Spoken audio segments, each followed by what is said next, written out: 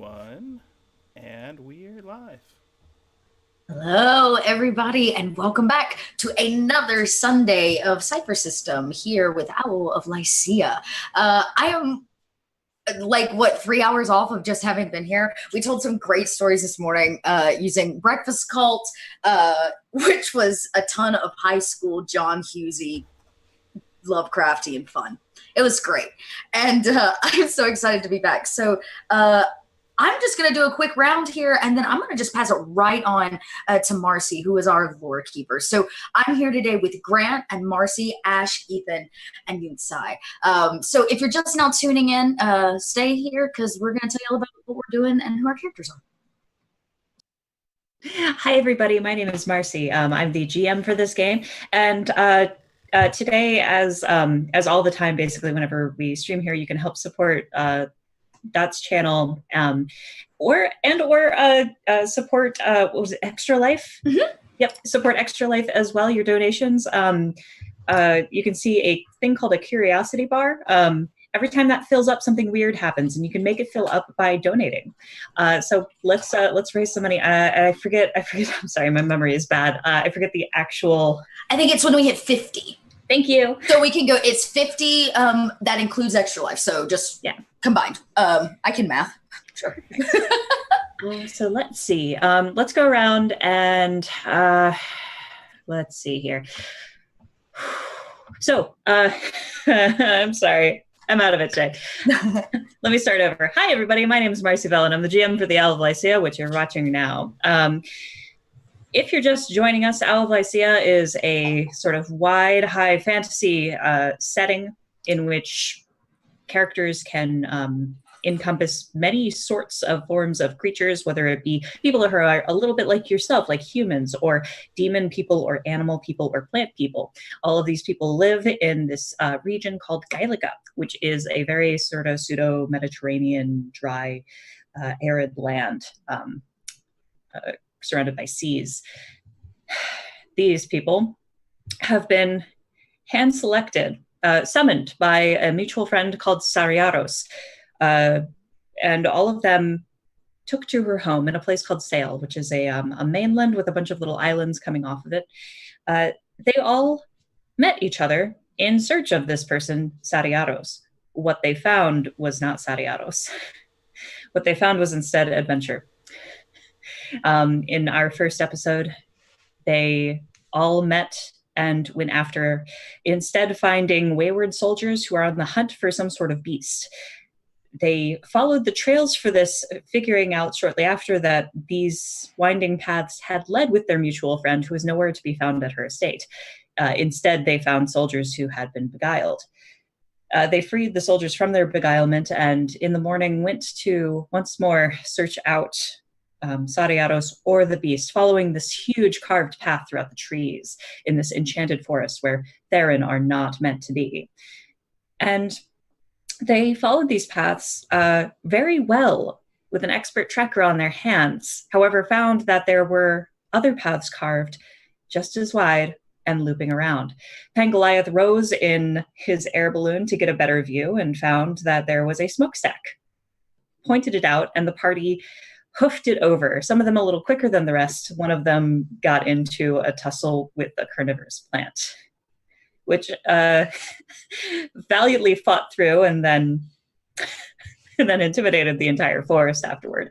Meanwhile, the rest of the party talked down some Theron soldiers who they found attempting to quell or fight what appeared to be some sort of giant mechanical turtle with a tower on its back.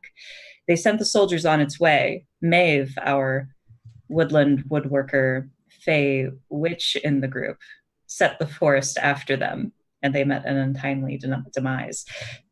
Meanwhile, the party befriended the giant turtle construct beast, tried to guide it into the water where they figured out that it knew how to swim. Pangoliath proceeded to figure out that it runs on love and garbage after feeding it a trashy Viadfian romance novel. And Sai Yu is slowly figuring out the magics of this thing and how it works, determining that this thing is actually alive in some capacity. So, As we join the party once more, they were left last week with a letter, which I posted to Twitter, but I will read it for you once more now. This is what the letter says. The letter that they found was in Sariaros's personal things on one of the soldiers who they discovered had murdered her. For why they did that, I do not know. So the letter is S. Interesting events are afoot. My work's coming to a close. I think you would love it or hate it. Nothing you wouldn't do, though. Disregarding any minor hiccups, I think I finally nailed that slice of chaos we've both been seeking. Arranging everything, as you suspected, was tough. Not entirely sure to trust anymore. Going no further. Evenings are quiet lately without you. I'd forgotten what peace and quiet sounds like, really. Hoping to hear from you soon. Even I need a break from the slice of normal. Let me know where I should meet you next, preferably not on your land this time. The Alligatorians don't take kindly to me there. You know how to reach me. AA. This being their only lead, the party determined that they should figure out what it's about. Paper is actually in short supply in Sale, so they're heading up to a library, maybe to try to determine some political or historical meaning in this document or cross-reference events. One of the largest libraries on the Sale mainland is the Catolia Library. And that is where they are heading now. That's where we meet them on the road, on the long, quiet, windy road that heads northward from where they were in the Enchanted Forest up to Sale, or not up to Sale, through Sale and to Catolia. As they do, the wind becomes harsher, and it is very apparent that there's a storm today. And for your bonuses today, I need you all to tell a story to the rest of the group about a time that your character was involved in a storm, caught in one, saw one, impacted by. And as you do, please introduce yourself and who you're playing today as well. Oh. All right. Well, I am Ash. I will be playing Maeve, who is a mystical Gant speaker who speaks for the land. And Maeve is near the front and kind of atop the tower. And she takes just like this deep breath of the air that's starting to rush by. And she comes down to the rest of you. She's like, this is exactly like the time, years and centuries, and who knows, millennia, who really knows time ago, when I lived atop an elder tree for about 3 years. Just eating whatever the wind would blow into my mouth, drinking whatever the clouds would drop, until the day that the air smelled like this. It was a day that Gotema sneezed. He sneezed so fiercely that the rains came down. The rain was just breaking apart boulders. Thunder was clapping. Lightning was striking trees, setting the forest on fire, and the wind picked up and hurled me to the ground. And then she just turns away and walks away to go do something else. Beautiful. Go ahead and take an asset. As you walk away, I turn to the group and I'm like, did she just say somebody sneezed? I mean, that's what I heard, so... That is not how storms work. Quite right. I remember I had to sit through a storm, and it was a lot tougher than a sneeze. My people, they are traditionalist. And one of the coming of age trials is to sit in meditation as a large storm washes up on the beach. If you can maintain perfect concentration, you are prepared to begin warrior training, which I, of course, have. I sat on a beach. I waded through that storm. The tide came in and I almost drowned. But I sat there and I waited out that storm. Also, go ahead and take an asset. All right. You people have some odd customs. For me, at least, storms were more of an inside thing. Being so, well, small, we have to be aware of such large occurrences. Still, they do make their ways into our lives. The rain would pound, the wind would blow, but me and my family lived in a humble wall of an inn that we not to say as much rented, but stowed away in for some time. But that didn't stop the water's levels from rising. No, it didn't. Goodness, I think by the time the rains did stop, there was a good couple of feet of water, and we had taken shelter on a hefty wooden bowl we found. Worked very amply as a small raft of sorts. Of course, the owner did find us, and we had to find a new home shortly after. But that's how we make our way through the world, from one home to the next. You gain an asset, and the wind whips through. The wind whipped so hard it nearly knocked my bauble from my hand. You see, there are many different kinds of storms. In life, things are precious to you. You have to take them and hold on to them closely. But if you're not careful, the storms will move from one to another. As Carmine spits Goliath's bauble from her mouth, or their mouth. Sorry, fam. Ethan and I have been waiting to do that all day.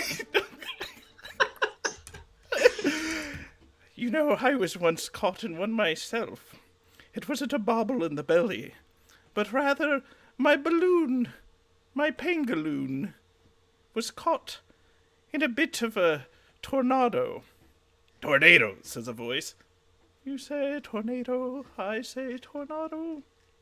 I happen to find my personage lodged within the loose willows of a tree, and I befriended that tree, for it was very Gant-like. It was a medicinal willow, and it nursed me back to health.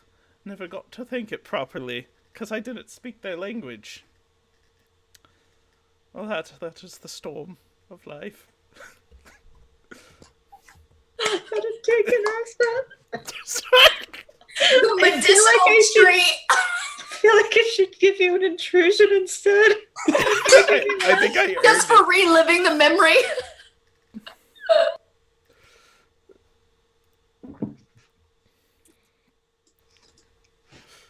Speaking of whatever you just said, you know, lightning. You know, just big loud noise. Well, underground with lightning strikes, the soul stream kind of screams. Not great. You don't want lightning to strike underground. That's where all the tortured souls are. They don't need to be tortured more. That's where the noise comes from. It's things screaming. I'm sorry. Pangoliath applauds. Good show. I follow along because I don't understand. I will applaud when you figure out what to use that acid on. Making things scream. Oh, okay, that sounds good.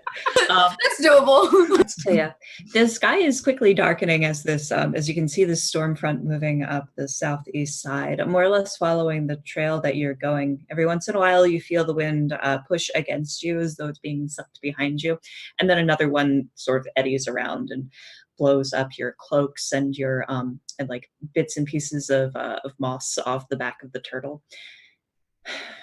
It's beginning to grow dark, and en route, you do see a number of other travelers on the road, most of which are hurrying very quickly to where they need to go.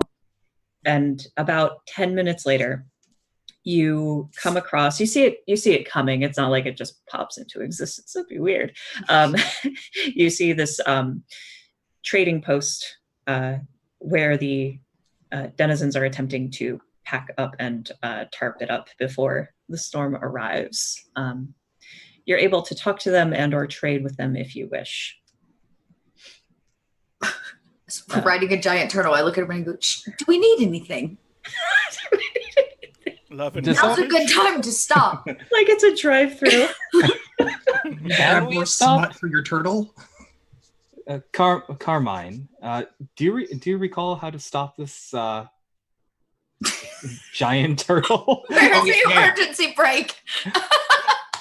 Carmine opens up the door and just goes, "Hey, stop!"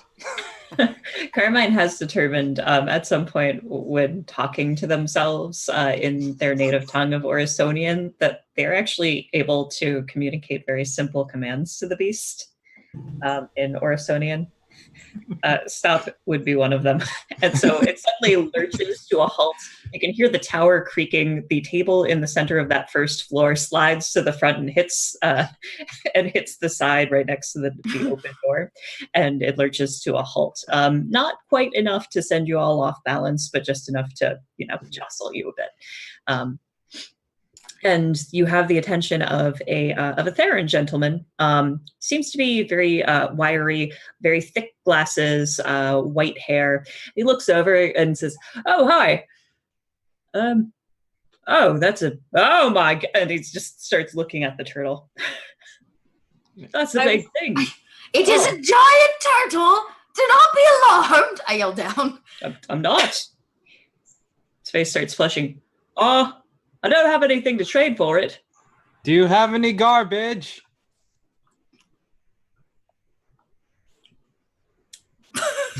He's trying to determine whether or not he should take offense. It eats garbage. Oh, really? It needs a lot of it. Oh, yeah, I suppose I could do some garbage for you. Would you have to trade for garbage? The concept is weird for him. I look back. What do we have to trade for garbage? Maeve will reach over and grab one of the chairs and We- pull it in front of you. Like, We need that to sit in. Sedna goes through her stuff and realizes that she actually still has she has some of that sea glass. I have a couple smaller stones. I'm like, I yelled on, "What do you accept? I have shells and sea glass." Yeah, I'll take that. Yeah, that sounds good. Great. Equitable trade. So I scuttered down. I have some basic shells, some really kind of small, really pretty ones, like little hermit crabs would live in. And then I've got a couple smaller pieces of sea glass, which are brightly colored. Yeah, sure. He calls over a young woman who runs to him and inspects your sea glass, and she's like, "Oh yeah, this is good stuff. What's she trading for? We don't have anything that's worth that much. It's garbage. Don't call our things that." No, she wants garbage. That's how that interaction goes. Yeah, Sedna's none the wiser. Yeah. So they disappear behind their shop for a moment, and they start pulling out these ratty clothes that they have and some tarnished things that they haven't quite thrown out yet. And they stuff that into a small tarp for you, and just yeah, that's all we got for the garbage. Do you meet here often? Could we pick up garbage regularly at this spot? Oh, like some sort of disposal weekly pickup kind of thing? Yes. How often would you do it? I look up at the turtle. Frequently. Possibly. Maybe. Well, this is a regular trading post. Behind them, there's this large as lightning strikes in the distance, and you hear the boom echo. I quickly grab the trash. Thank you very much. We will be back. Yeah, this is a regular trading post. Come back anytime. It's the Rihan trading post. Great. Sedna's already climbing, bag of trash in hand. I have trash. Yep, very good. Actually, Caesar, young lady. Yes. Do be careful! He screams up. Why? I scream down. we're all heading that way. That way, there's been some weird stuff going on, murders and like. Just be careful, mind yourself. Weird murders, or the murder is a weird thing to happen? I guess murders aren't that mundane, are they? No, they're not now. Oh, no, we just hear it's weird activities going on up there. So mind yourself. Okay. I take this warning with stride and continue my climb, I guess. Who feeds the turtle? Maeve just points to Pangoliath, like with his balloon. It is my honor and my privilege. And I start shoveling garbage up into my arms, bringing it to my breast where I cradle it lovingly like a newborn babe. These are my trust children. I've named them. After we feed the turtle, we're going to go into the storm as well as in the direction of murderers. Is that what he said? Those were, in fact, his words. Every direction is the direction of murderers. Well, he seemed very adamant about these particular murderers, or that we should beware of them. Kind of points to the fact that we're all armed in some way. I think we'll be fine. Holding a giant trident. Wait. When you point to everyone being armed, what do you point to at Munster? Your weird little mouse robot. Oh, okay. You're a wizard. It's fine. Hell yeah. So Munster's also like looking up at the tower and assessing its capacity as a lightning rod. Ooh. It's tall enough that could be an issue. Or maybe something pleasant. Who knows?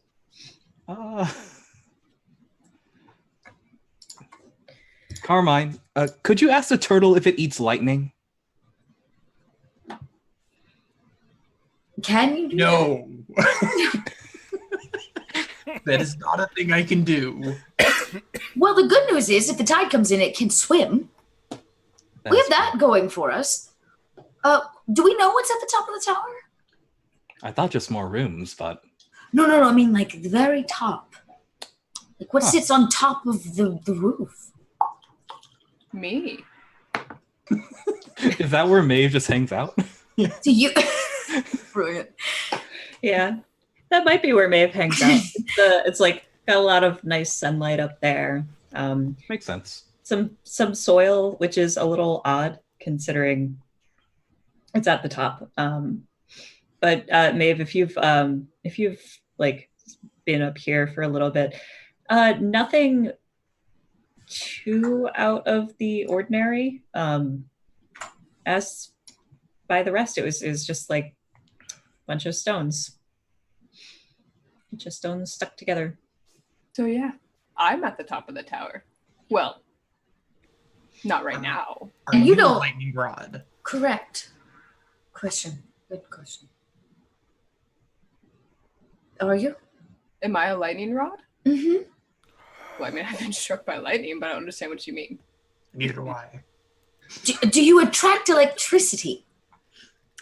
Oh, no. Great. We should be okay. It's stone, right? Stone doesn't attract electricity.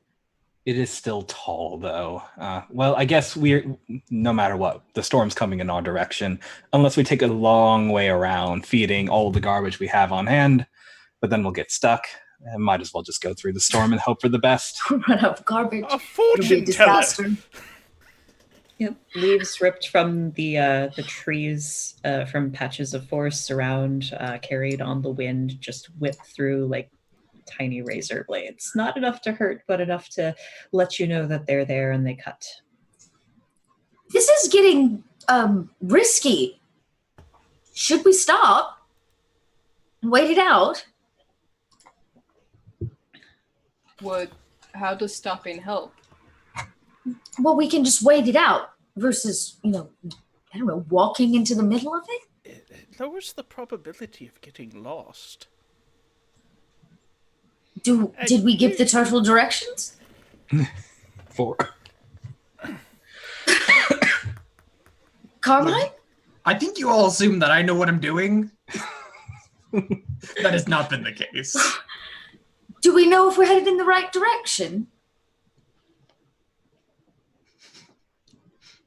It's probably a good question to ask. And as you say that, you start hearing this this sound like tiny beads falling in the thousands, growing closer and closer, and then it falls upon the tower.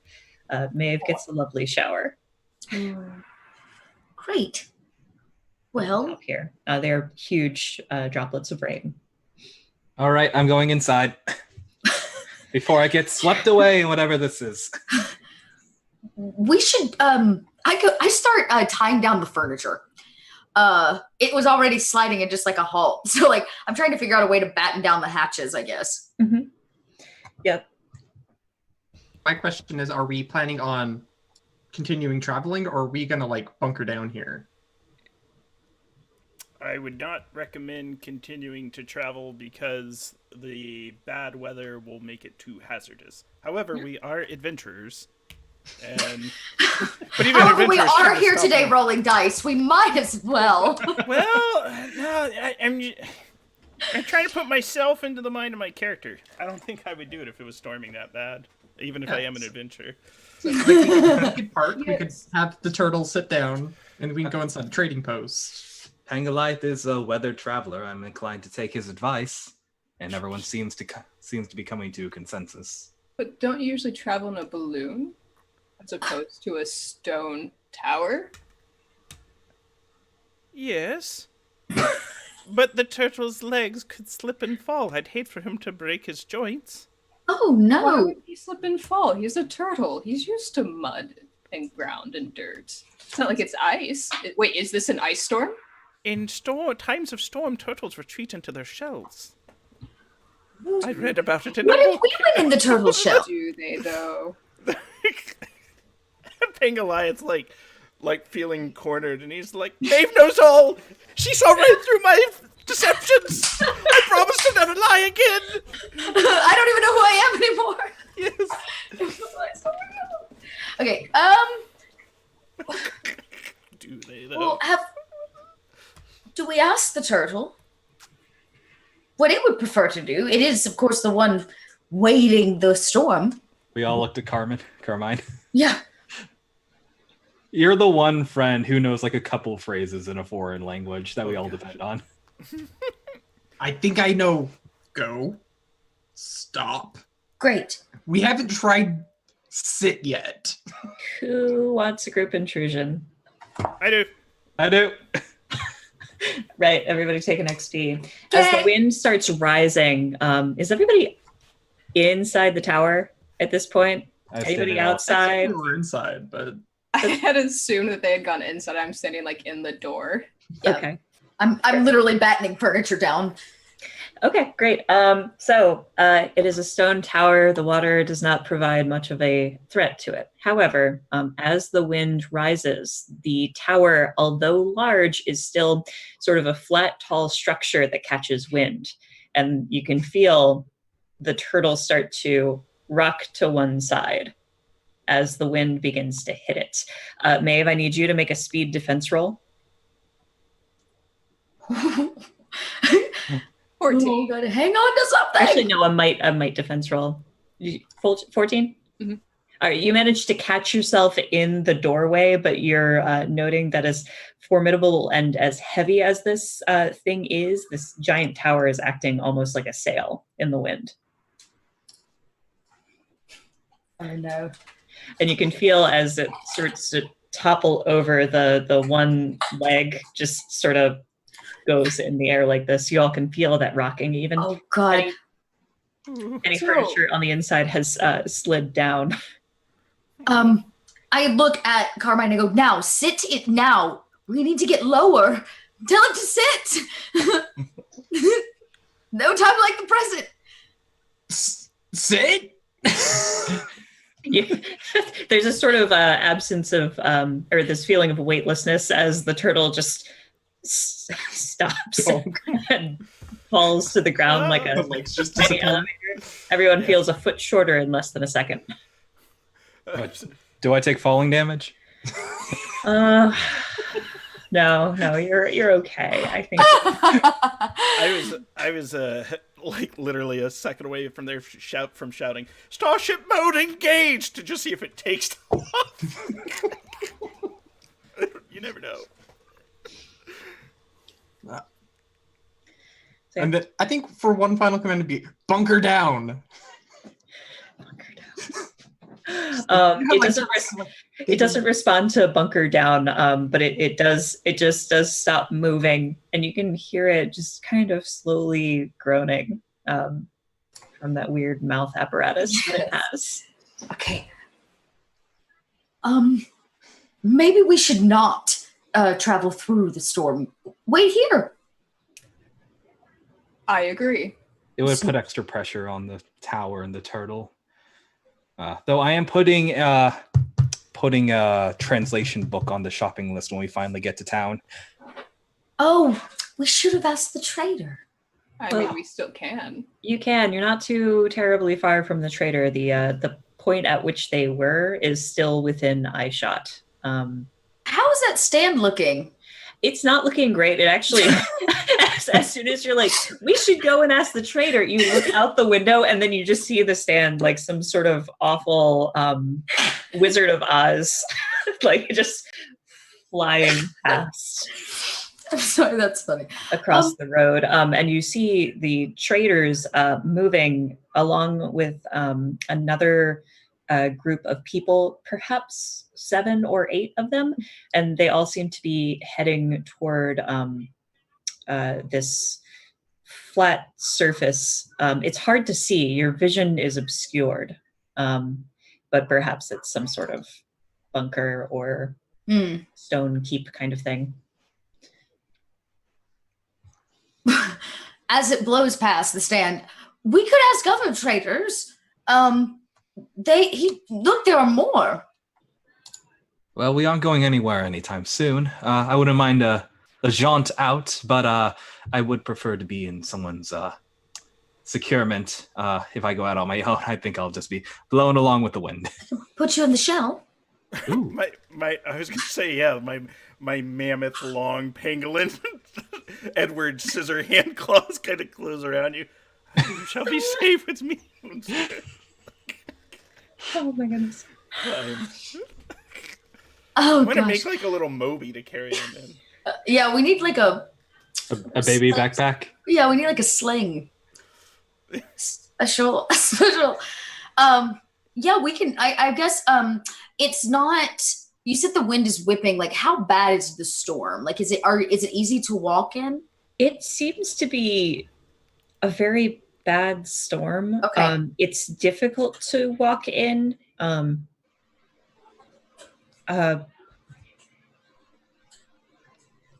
It's not impossible, but it is dangerous. Okay. It's not impossible but dangerous. Maybe we should. I'm sure another piece of debris like passes by. We could wait it out. They're waiting it out, and I kind of point wherever they're headed. And obviously you can't see it, but I can hope they're kind of going for higher ground.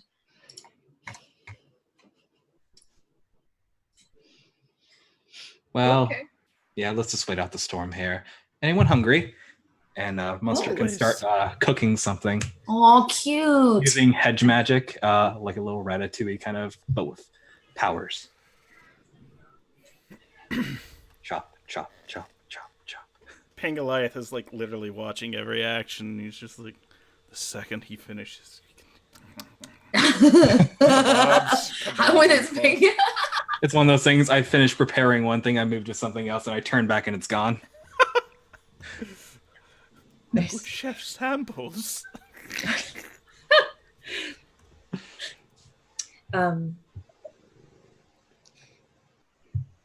You start cooking. It's like this very sort of homey type feeling, cuddled in under the rain. Every once in a while you hear crashing thunder, horrible winds, lightning, the like. Eventually, about not too much longer later, maybe about 20 minutes later, there is a knock at the front of the turtle. We're closed. Sorry. We don't have neighbors. Just mute myself. I was like, wow, what a great sound effect. life in the mid Carmine, the turtle seems upset. I think Carmine would go to the door, like open it, grab whoever's out there, pull them inside, and then close the door with them. You grab this soaked-looking old Theron man, like covered in this tough tarp material. Just sort of chortles as you pull him in. He goes, "Oh God, it's raining out there. Oh,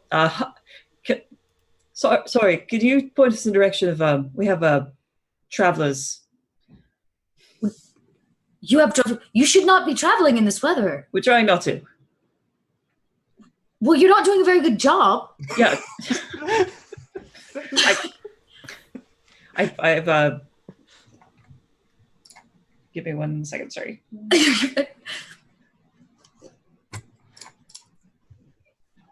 I've 7 more people out there who need assistance. No. I turned to the group. Assistance? We can't let them stay out there. No, we can't. Come in, my brethren, and sistren, and friends, no siblings. Disgusted. It's like, oh God, why? So this person introduces himself. He goes, my name's Arlen Anderat, and he opens up the door, and a couple of people walk in afterward. Not 7? Huh? Sorry, 7 people walk in after. This is like, oh no. All of them just tumbleweeded away. And he goes, I'm a pilgrimage master from Orson. Yeah, we're heading back up for the ice bridge to form and heading to Orson from there. And people start pouring in to it. There's like somebody who looks like an ex-soldier. There is a wolf-like anima. There appears to be sort of this weedy-looking Theron person who's just, they just look like a drowned rat. There's also people who look very wealthy who like probably wouldn't be seen dead with anyone else here. There's a wealthy aristocrat and their wife.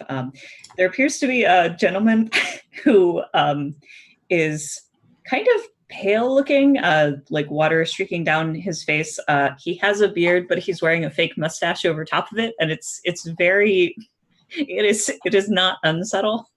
Then there's some sort of doctor person, a tannin perhaps. They look Theron, but there's something off. And then there is a Gantz. It's like this light green, sort of evergreen Gantz with a pale face. Uh-huh. Okay. And these are the people who walk in. Monster looks at the group and he looks at his pot. Need to make more soup. What do we do? Oh, we should have a party. Party? Well, there's enough of us now. Ooh. We could engage in a dance. Soaked. Monster will approach the group and say, okay, we have a furnace that direction. If you want to take off your wet clothing, I suppose any chair is as good as any. Try to keep warm. Storm does look like it'll last a while, but please make yourselves at home. As all these people pour in as well, you notice that it feels like the turtle sinks a little bit underneath the weight. Oh no! Of all these people. Well, it feels like the wind is less effective now. Oh. As well, it's been rocking back and forth, and as the turtle sinks down with this weight, it's like filling your truck with sandbags. Yeah. A little meat bag. More traction. Yeah. I did that this winter. Okay. So as the first person goes to sit down, Maeve's like, not that chair. This one will make the wolf. She gives you a sly grin and goes, "Where should I sit?" You can have my chair. There you go, that chair.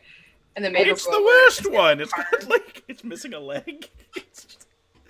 The wolf sniffs at you, Pangoliath, and then sniffs around once more. I will try to be on my best behavior, and its eyes just, or her eyes rather, just sort of loom over at Professor Munster, and she grins again. I'm not looking, but I feel like a shiver on my back. Yes, if you don't behave like a professor's known to scold naughty pupils. Oh, I skewer mine. I like slide between her vision, like her straight vision line, and him. Just like trident in hand. So where? I will be on my best behavior. Do you like magic? Magic. I know The last magic I saw left 2 men stuffed with, like, they were weird. You know, and I'm like referencing the ones around the fire The word that is she had like glamoured. messed with. They had been glamoured. Still magic. Glamoured. Oh no, I do stage magic. I Oh. am that kind of magician. Sydney looks confused as if the concept of like performing or like entertainment in any way to her people is like, you use magic for fun?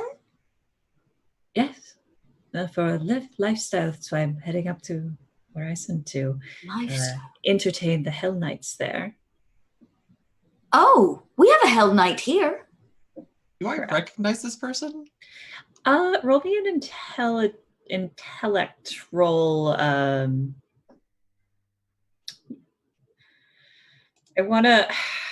You can use whatever. I think your inability in social situations might affect this, though, because like going to the theater and watching a show or talking with people about performances is like.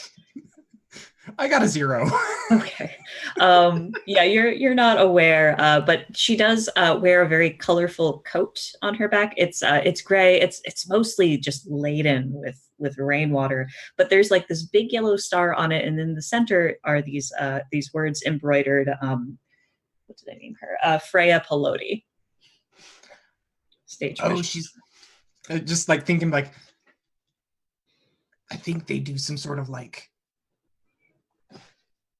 Thief magic. I don't know. They can like steal stuff from her pockets. And when you say that, there's the gentleman with the beard and then like wearing a fake mustache over his existing mustache. This Theron gentleman just jumps back and goes, "Oh, I didn't do anything." Yeah, I'm sure you didn't. Do you have any soup? I would like some soup. I like soup. I like soup a lot. Sure thing. One moment, and Munster will put a bowl onto Gouda, and Gouda will like rev over with a bowl of soup. Thank you so much. It's still small because your thing is small, so he's like staring at this like I don't know was it water bottle cap sized bowl? And he's like, oh, thank you. You're too kind. Your hospitality is so good. A little bigger than a thimble, but smaller than even just a reasonable sized cup of anything. Thank you. And he drinks it and he goes, "That's actually really good. I did not expect that." Okay. The like others Cuban are coffee, just a little bit. Yeah, the others are starting to try to make themselves at home, mostly sticking to themselves.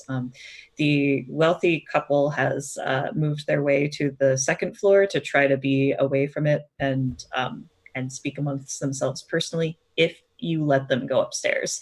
Otherwise, it's pretty cramped down here with the lot of you and the lot of them. Send them up. Yep. So yeah, they go up and they start battening themselves down up there. I ask them if they'd like to be swaddled.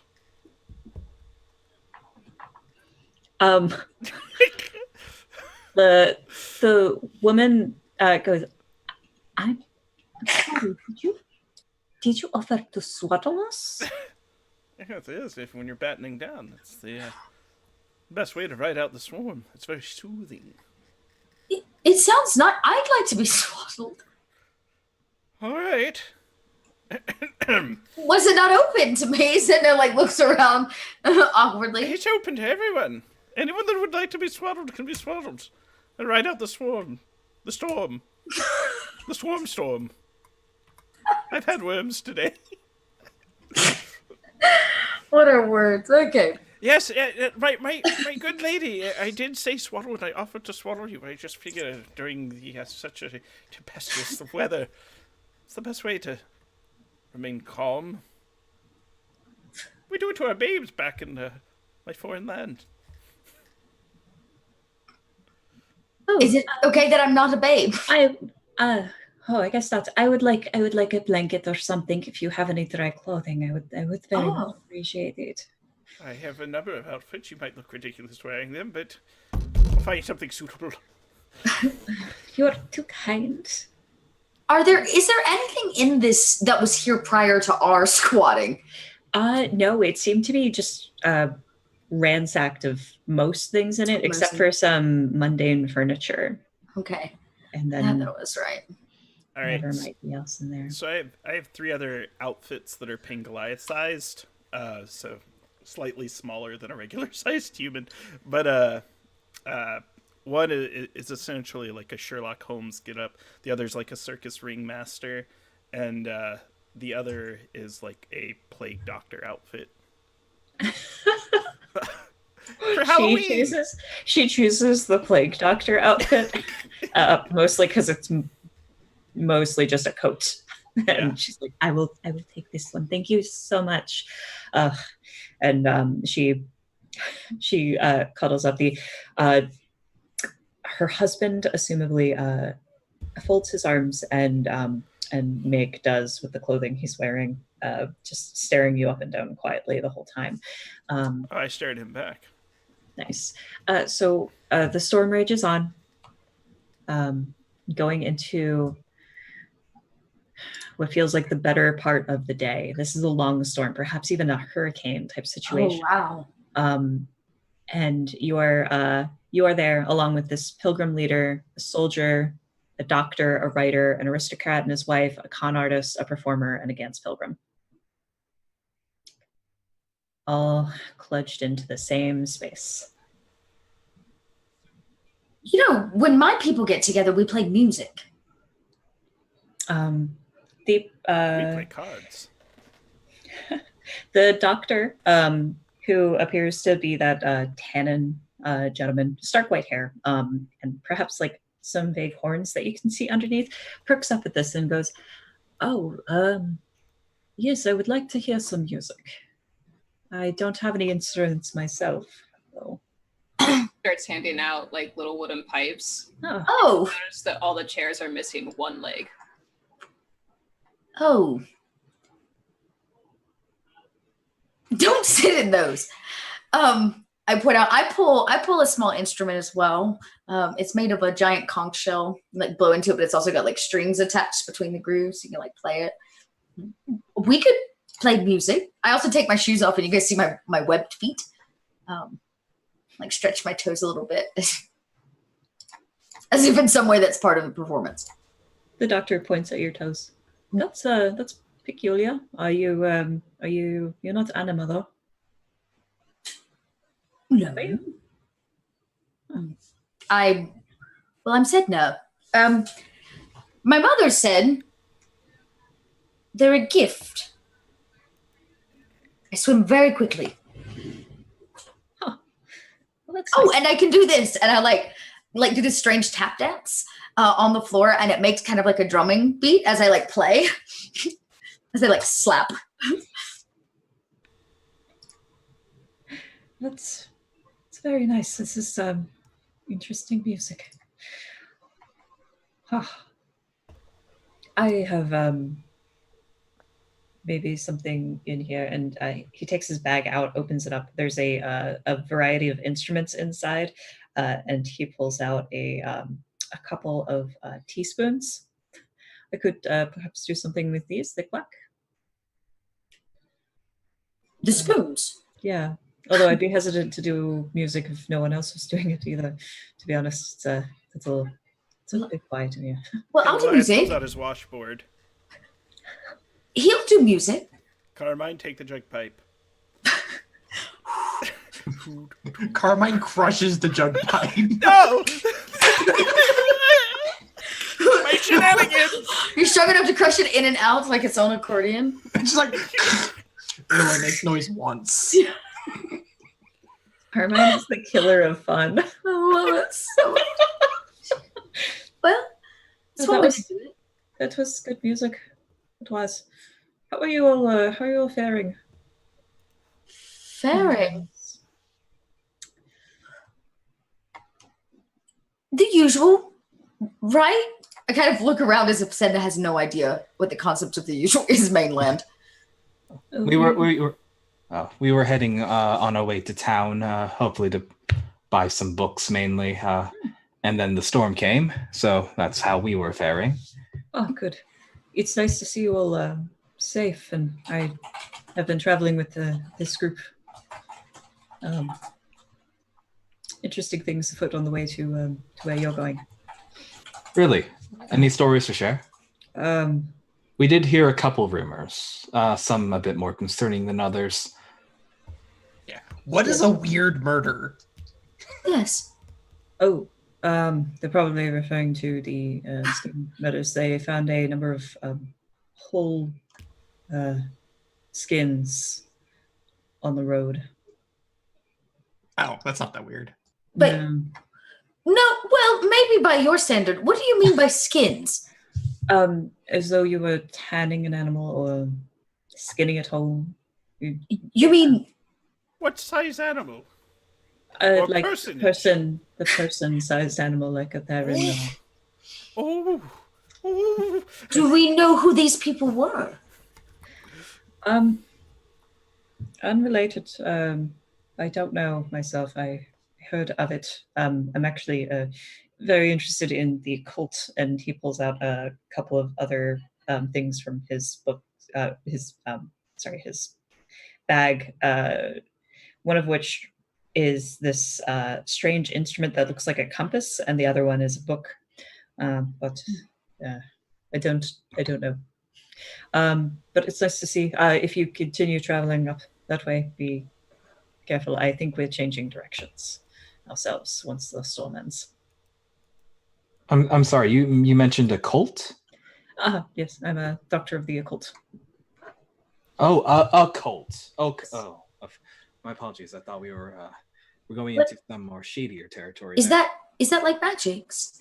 Yes, it's it encompasses that type of thing. Yes, magic, alchemy. The way your friend is from is knee deep in those kinds of things. He points pointedly at Carmine. Where are you from, Carmine? Orson? Did you actually say it with a question mark on the end? Yes. Okay, are you sure? Yes.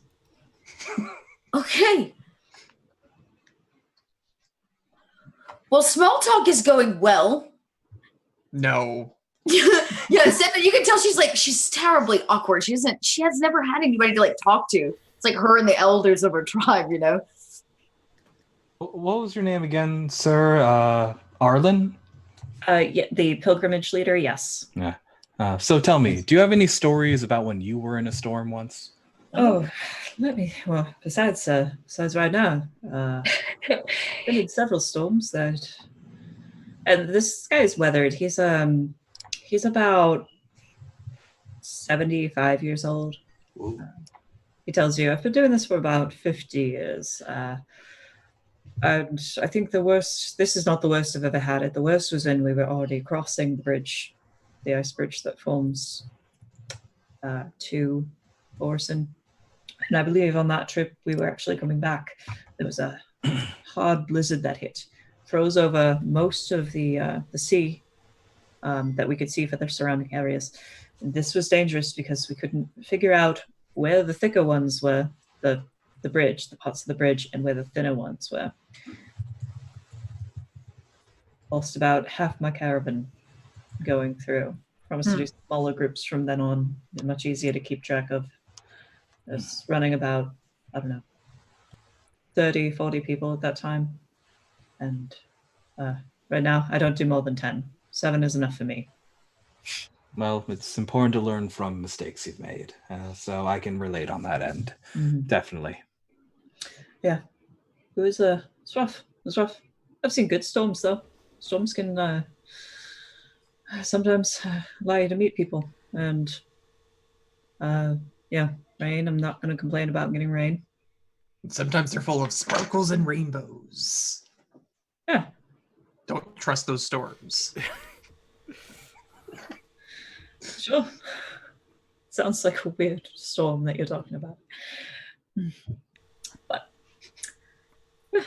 other than that, it's been quiet. What's the guy with the fake mustache doing? He looks over at the guy. Oh wait, are you asking that to Arland, or are you looking? I'm asking you as a GM. Like, if Munster looks around for him, does he see him down here? Yeah. Go ahead and roll me an intellect check. You do see him, but this is going to be a check to parse out what he's doing. Difficulty task for this is going to be 2. 2. All right.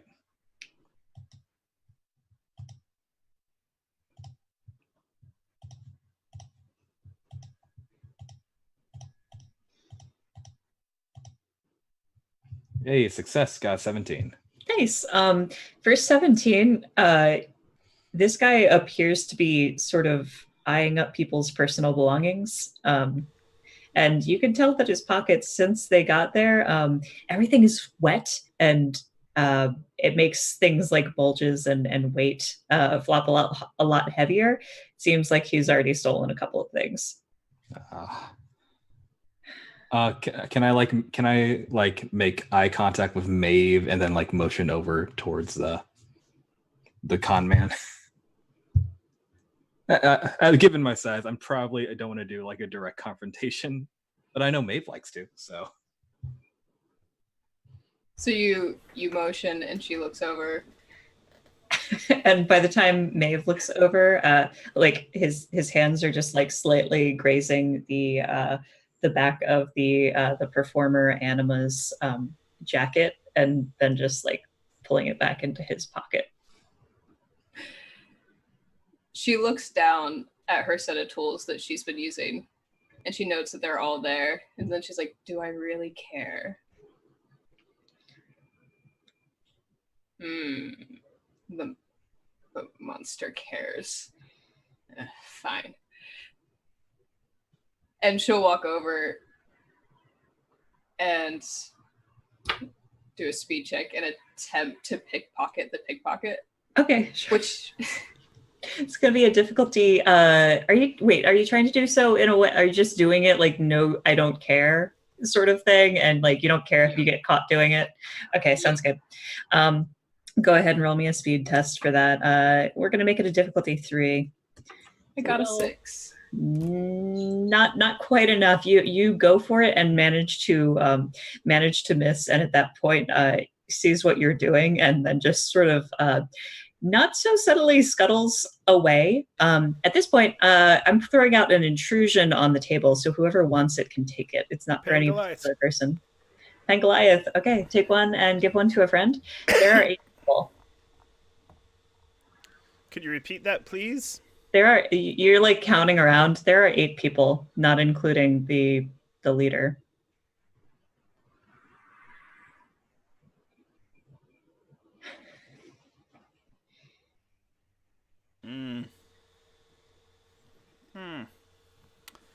Well, I know what we can do to pass the time. It's called Tower Census. Tower Census. Senna goes, ooh, a new game. Do explain it.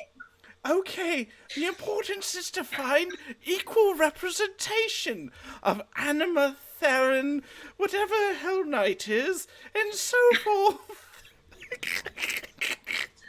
So by equal, Cameron gets into a category. Well, you go first, Pangoliath. Show us how it's done.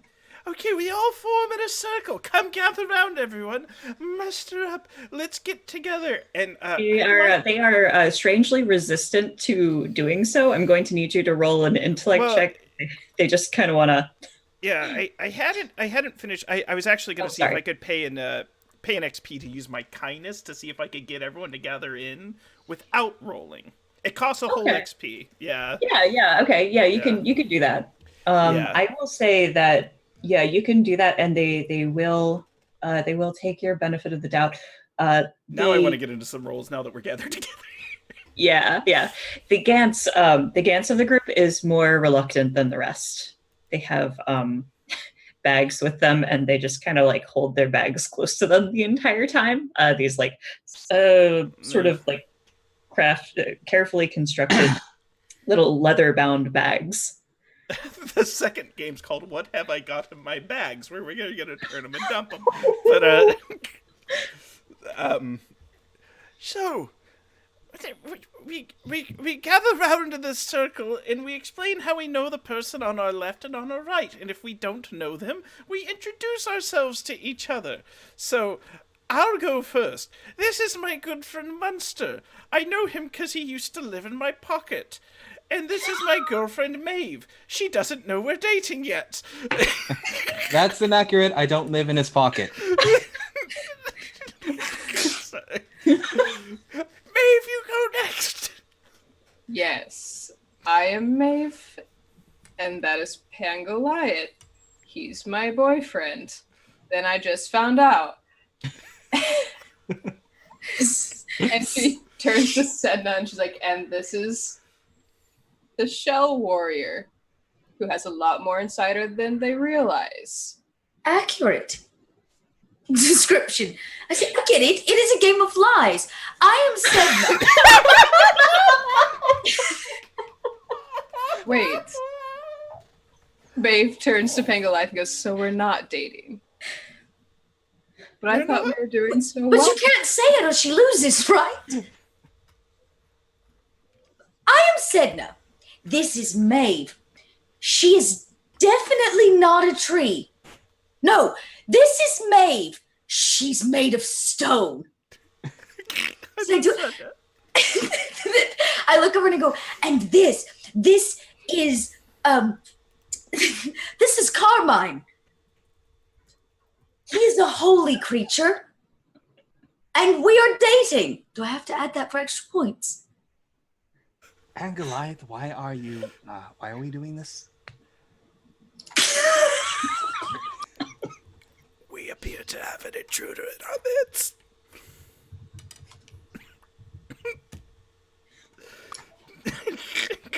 Can I do a quick count of everyone in the circle? Sure. Sure. So you count the five of you. You know everybody there, and then you count Arlen, the pilgrim leader. There's the soldier. There's the performer. There's some sort of weedy-looking person. You might think that they're a writer or something, some kind of bookworm. The wealthy aristocrat. The aristocrat's wife. The person who's very clearly a con artist. The doctor, and the Gants. Is there an intruder? I think we have everyone here. There's...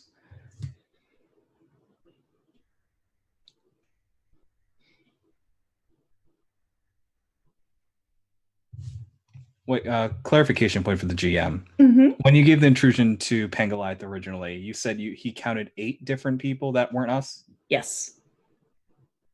No, 8 people. Not counting the leader. Not counting Arlen. 8 people not counting Arlen. Mm-hmm. 2, 4, 6. Yeah, that's 8 people. Yeah. Which Arlen keeps swearing that there's 7, but hasn't seemed to pick up on it himself. Oh, and I just picked on what he's... Yeah. Just... Right. Aline, I have no idea what's going on anymore. I'm so happy for you and Carmine. and Goliath's leading this party. Arlen goes, I'm sorry, why are we... We're taking a sentence. No, Carmine said that out loud. Yeah. To everybody. He just sort of like, I don't know what's going on here. Look. We're dating. I'm so happy for you both. It works out better than Maeve and I. I'm very concerned, looking at all of you, that someone here isn't supposed to be here. I can tell that just look on your faces. My best guess is mustache. The guy with the mustache. Rip off mustache. I'm sorry. I have no idea what you're talking about. Carmine must. Carmine reaches over and rips off the mustache. Ow! Ah! Oh, it takes off some of his actual mustache. No! Too. Ooh. We'll have to shave it to match. Wait, was that fake or real? Excuse me, that was my thing that I had on me. Ow. Yeah, that it's fake. And you're lying to people, which makes me instantly suspicious. I'm sorry, I don't understand what's going on. Why? Arlen, you said you had 7 people in your group, correct? Yes, I have 7. I count 8 other people other than you that we've invited into our home here. He looks around. Oh God. Jesus. All right then. Well, I have tokens, and he pulls out these coins. There are 7 of them.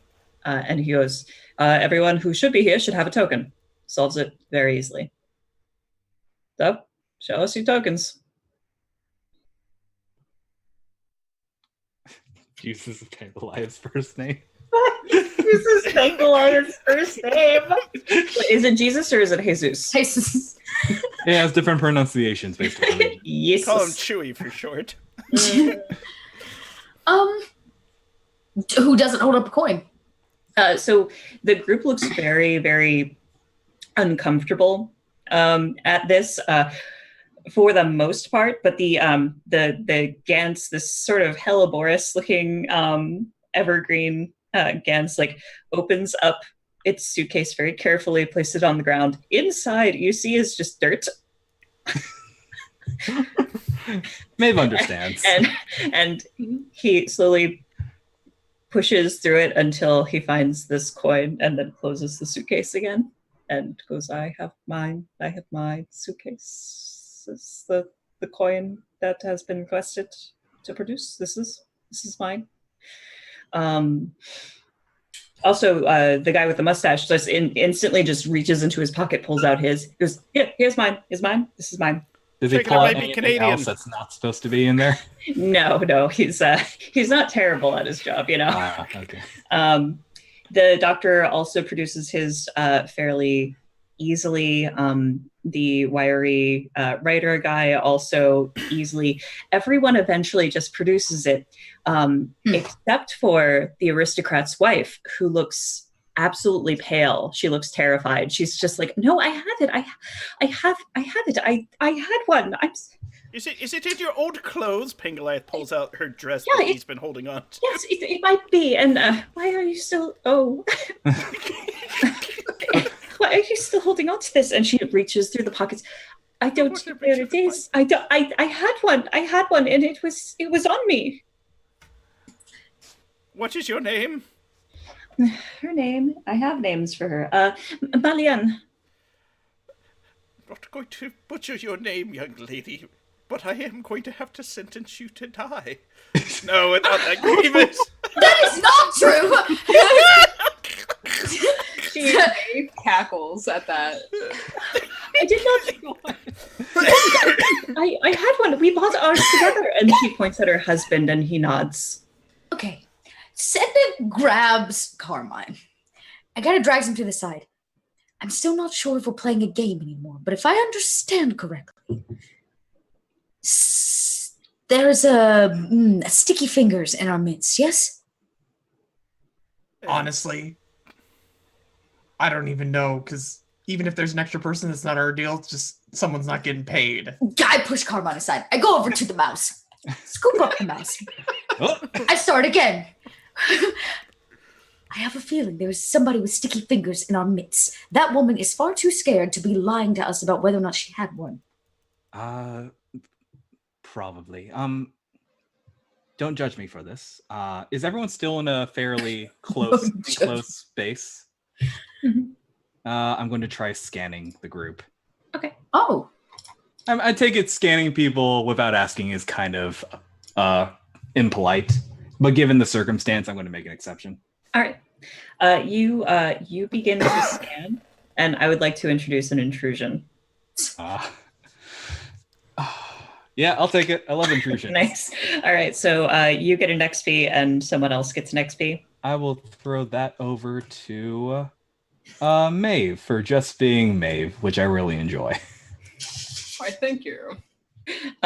So you attempt to start scanning, and there is a presence in this room that throws you off. Most of the levels of these creatures are mundane, but there is something here. You can't pinpoint it to which creature it is, but there is like a touch. There's a touch into something otherworldly, as though a door has opened into your brain and you can't shut it. You start hearing whispers of something from beyond realms, similar to the feeling that you had when the feeling you got when the door was open to that place where Carmine retrieved the sword. It's very similar to that. Group huddle, everyone. Group huddle, and get everyone and say no to all the random people. I hold you in the middle. Thank you. So, Carmine, remember when you got that sword? I'm getting a very familiar feeling here. There is definitely something in here that does not belong in here, and it may just leave with the group. It may stick around. I can't pinpoint it though. So perhaps solving the situation might be to the best of our interests as well, without just killing everyone. That might be a bit grisly. Carmine had their sword unsheathed like 3 inches and just like you hear it shoved back. Right, but I think we do in fact have a problem. That's annoying. I'm assuming you aren't okay with us just kicking everyone out. I try to be polite. I mean, just because there's one bad element doesn't mean we have to just shun the entirety of the group. Besides, it is, and he looked out and he gestures outside. I'm assuming it's still horrendous outside, storm-wise. Yeah, it almost, if anything happened, I would feel terrible. I hope you would all feel terrible too, but I can only speak for myself. We could ask if anyone's taken a dip in, I don't know, something weird. Like a centipede pool? I don't know. Hang on. There's gotta, let me see what I got. What have I got? What have I got? What have I got? There's gotta be things I've got. I have a question. Because as we're still huddling, Carmine's gonna look over and I can see the heartbeats of other creatures. Oh. Yeah. Is there anyone who looks particularly like their heart's like racing? Yeah. Oh, good question. Yeah, there's a couple of them that seem like their heart's racing. Gants have weird vascular systems, so it looks like their heart's racing. The doctor appears to have a racing heart. The writer appears to have a racing heart, and the wife does. I don't think that's any surprise, though. Mm-hmm. And so does her husband. And so does the Wolfen Anima performer. Mm-hmm. Who's like, but it's varying. It more or less picks up every time she looks at Professor Munster or Pangoliath in this sort of predator. She's been polite so far. Yeah. All right, so she's trying. Kind of turns back to the group. I count 5 people who are very worried at the moment. There's and the con artist too. I'm sorry, the con artist is also like more. It kind of makes sense. Yeah. We did just call him out on. You did. Actually, I have an idea. If someone of a larger size wouldn't mind helping me, perhaps we can help determine who actually belongs by who actually has possessions and who's been collecting possessions throughout the day. Con artist. So maybe if we take him aside and figure out who he took from what, we can figure out if perhaps this otherworldly phenomenon just came into being without anything else. That would help narrow things down, perhaps.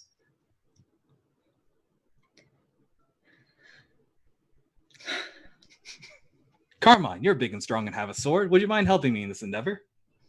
As long as you do the talking. Great. I just need you to pick him up and take him to maybe the 2nd floor in a private room up there. We're gonna do some interrogation. Are we doing good cop, bad cop? Hell, Good cop, Hell Knight? Hell Knight. Tiny cup, bad cup. Hell Knight, small mouse. Yes. So with that decided, and if anyone else wants to help as well, or I guess we might want to have some people down here keeping an eye on everyone else, Carmen and I will head over and politely request that the comm man follow us upstairs for a quick interview. Okay. You request him to come up with you, and he's like, "No, I'm not doing that. I can't do that, man. I'm not going to. I'd rather go out into the storm again." Cool. Carmen's gonna put the mustache back on the guy. I stand in the door and I say, isn't it rude to throw out one of our guests, especially one that is so interesting? Sure is. Opens the door and No, wait. And as soon as you open the door, there's this like gust of wind that comes in. Everything goes dark as the candles all go out. And you hear a scream. Oh. Carmine, your face is more or less like pointed out the door, and as the only person with dark vision, you could see something, or maybe you don't if you want an XP. I don't. Let's Nice. So go ahead and take an XP. There's a scream, everything goes black, and let's take a break. All right. This is a bottle episode. This is. We will be back for what can only be described as just lovable, trash-filled fun times here on the Dot Lot. We are going to take a little break because we are human and not Gantz, and we'll be back shortly. Yeah.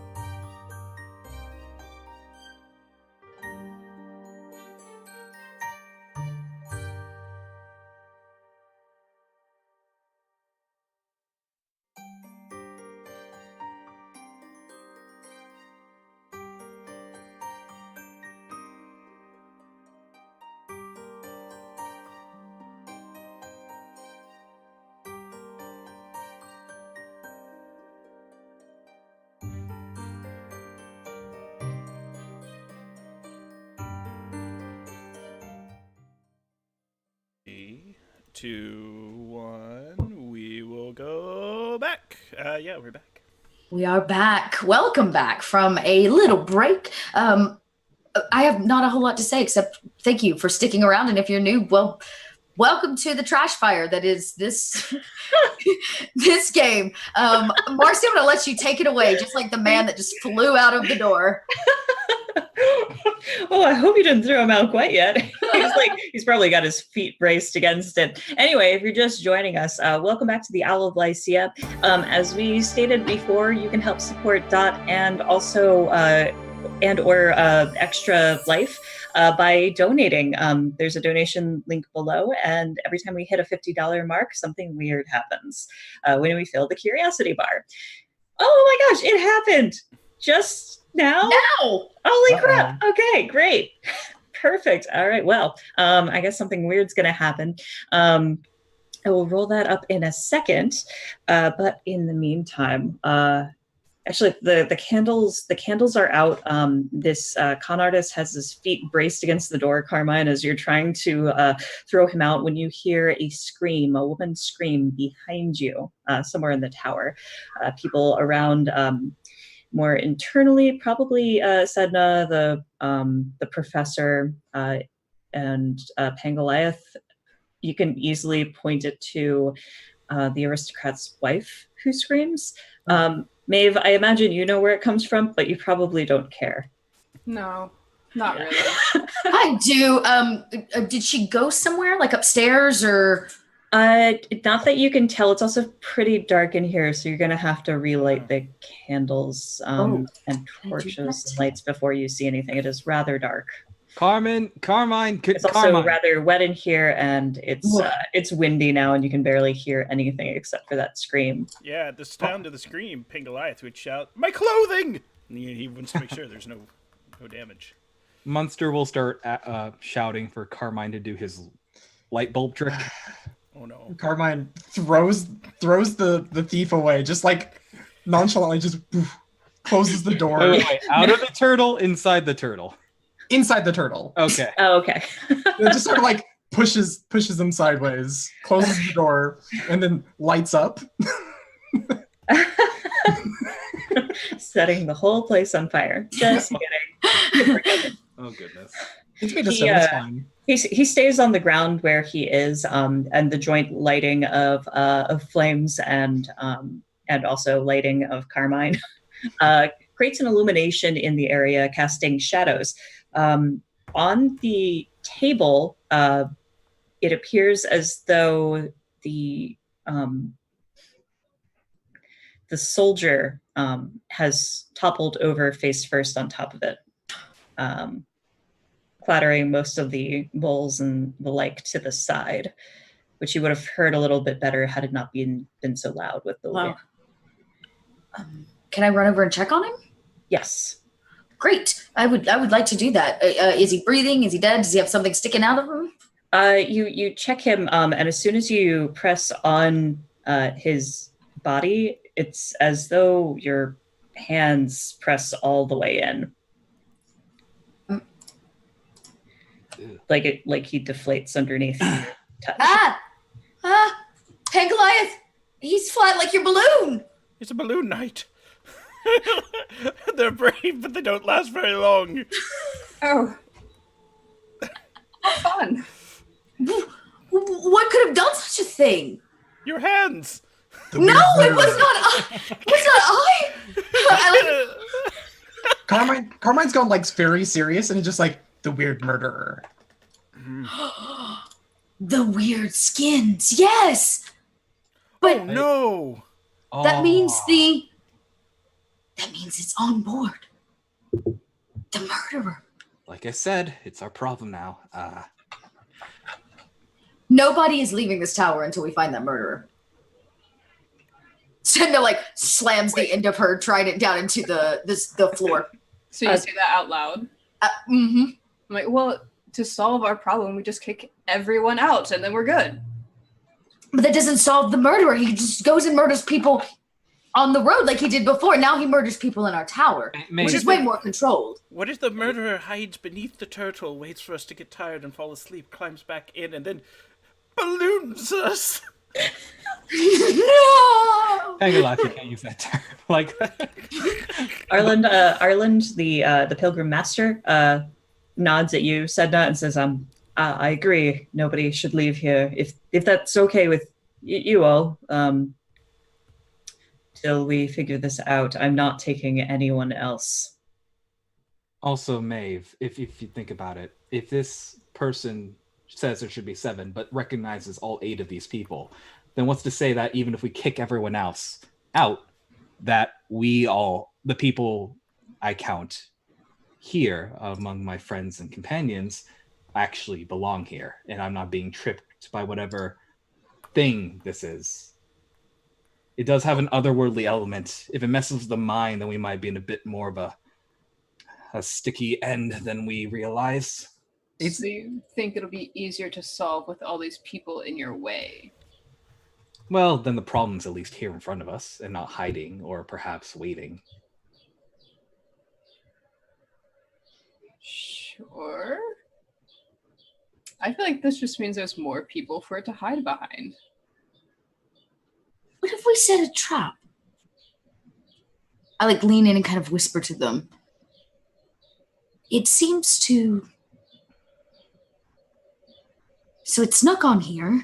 We know it is an extra. It potentially has stolen a coin of the screaming one. And She's still hysterical. I was like, is she still here? Yeah, she's still here and she's hysterical. Did she go upstairs or is it staying? She's gone upstairs. At some point after screaming, as soon as the lights were up, she has fled up the stone stairs. Her husband is trying to go after her, and she's just screaming still.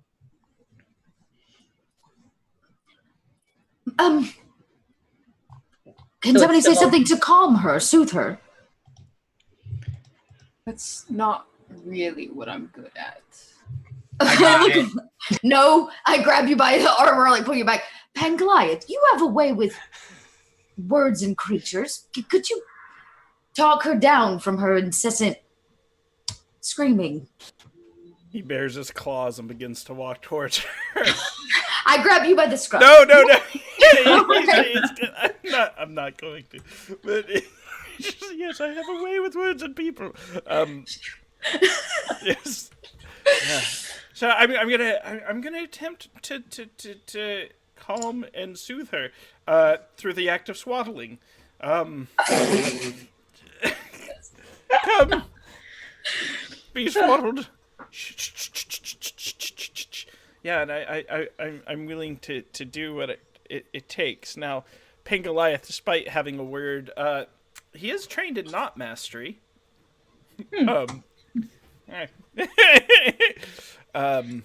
But most of my other abilities are like muscles of iron. Here's what I might. Yeah, You can swaddle her.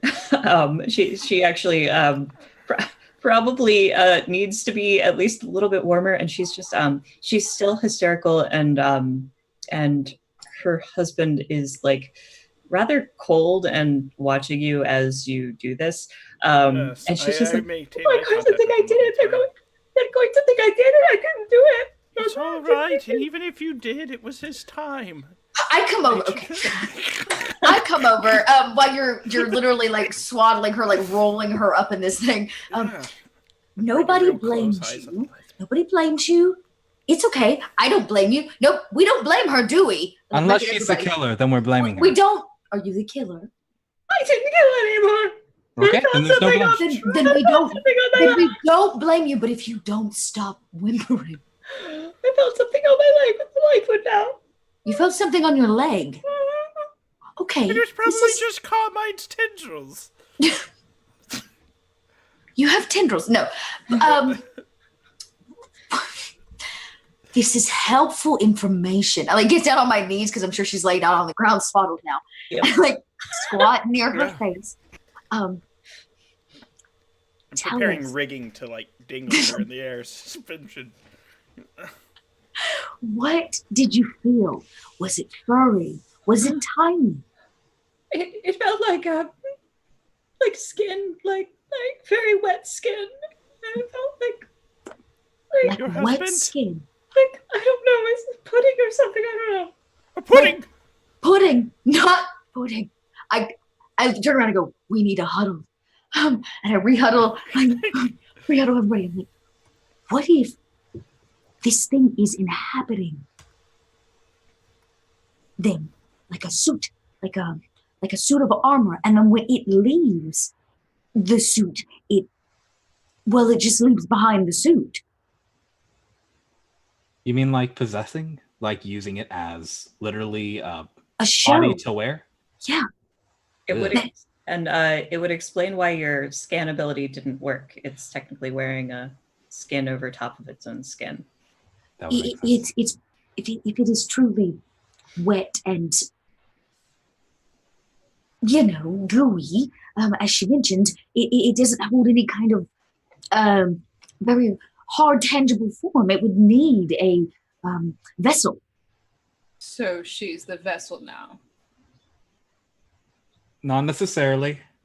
Oh my god! I look at Maeve like I didn't even think about that. Or it could be searching for a new vessel. To be fair, any of us could be a vessel too. We don't know for sure. Well, that sounds like a conspiracy. No. I am many things, Professor, but a vessel I am not. Okay. Well, we can't know until we know how it infects its new suit. I guess having to make room for its skin sinewy body, it has to actually be inside and not look any different. So any innards must have been evacuated or consumed. Carmen could just go around breaking all their arms until one doesn't break. Very logical of you. This is, oh gosh.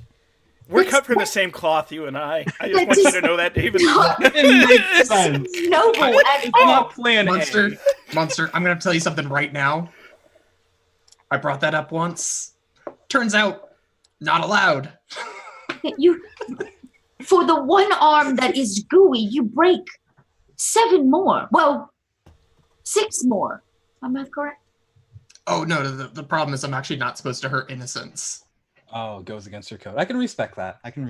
Well, some here are innocent. We kind of are innocent.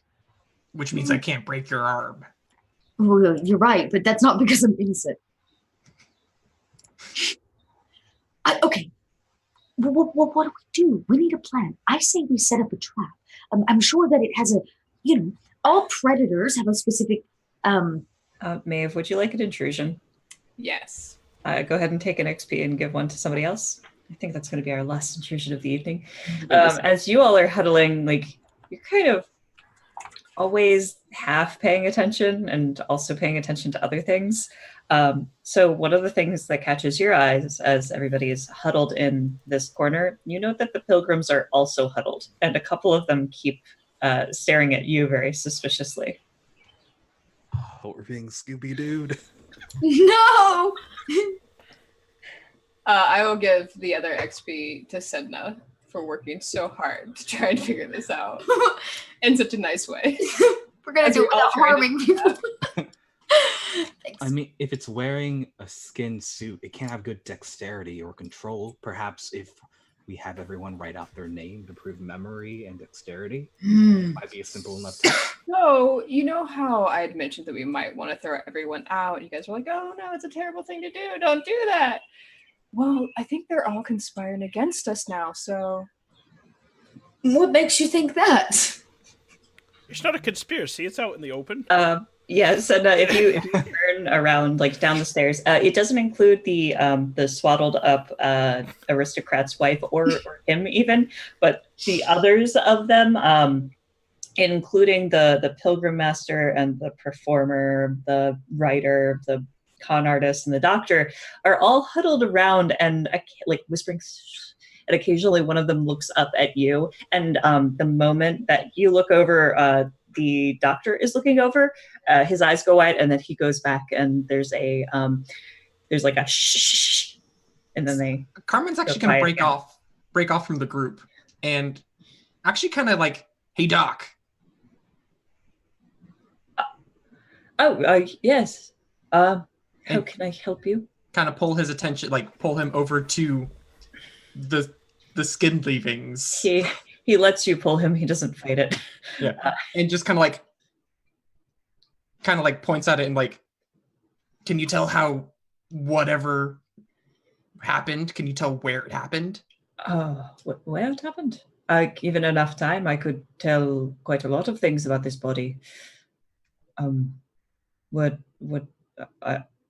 Would you like me to inspect the body? I would. All right. I'm not. If you do not mind.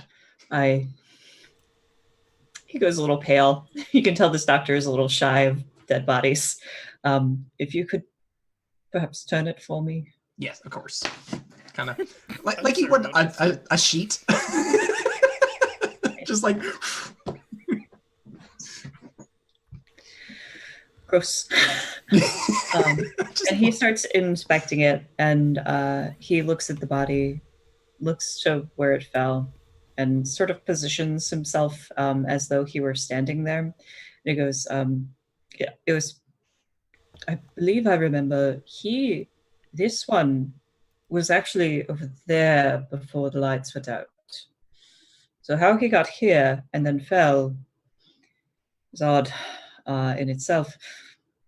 And he lifts up the shirt and coat and starts pulling it up. It's harder because it's like pulling a balloon out of another balloon, right? And the cavity of the body, this chest cavity, is just covered with these speck marks, tiny pinpricks all down the side. And that might be interesting to know. Seems to be... I don't know what that is. I don't know what that means. So there's no incision where it would have slipped in. It seems to like come through these pores. Maybe, yeah, or maybe through the skin itself. Maybe through he like tries to play around with the jaw, which is slack. There's no bones left.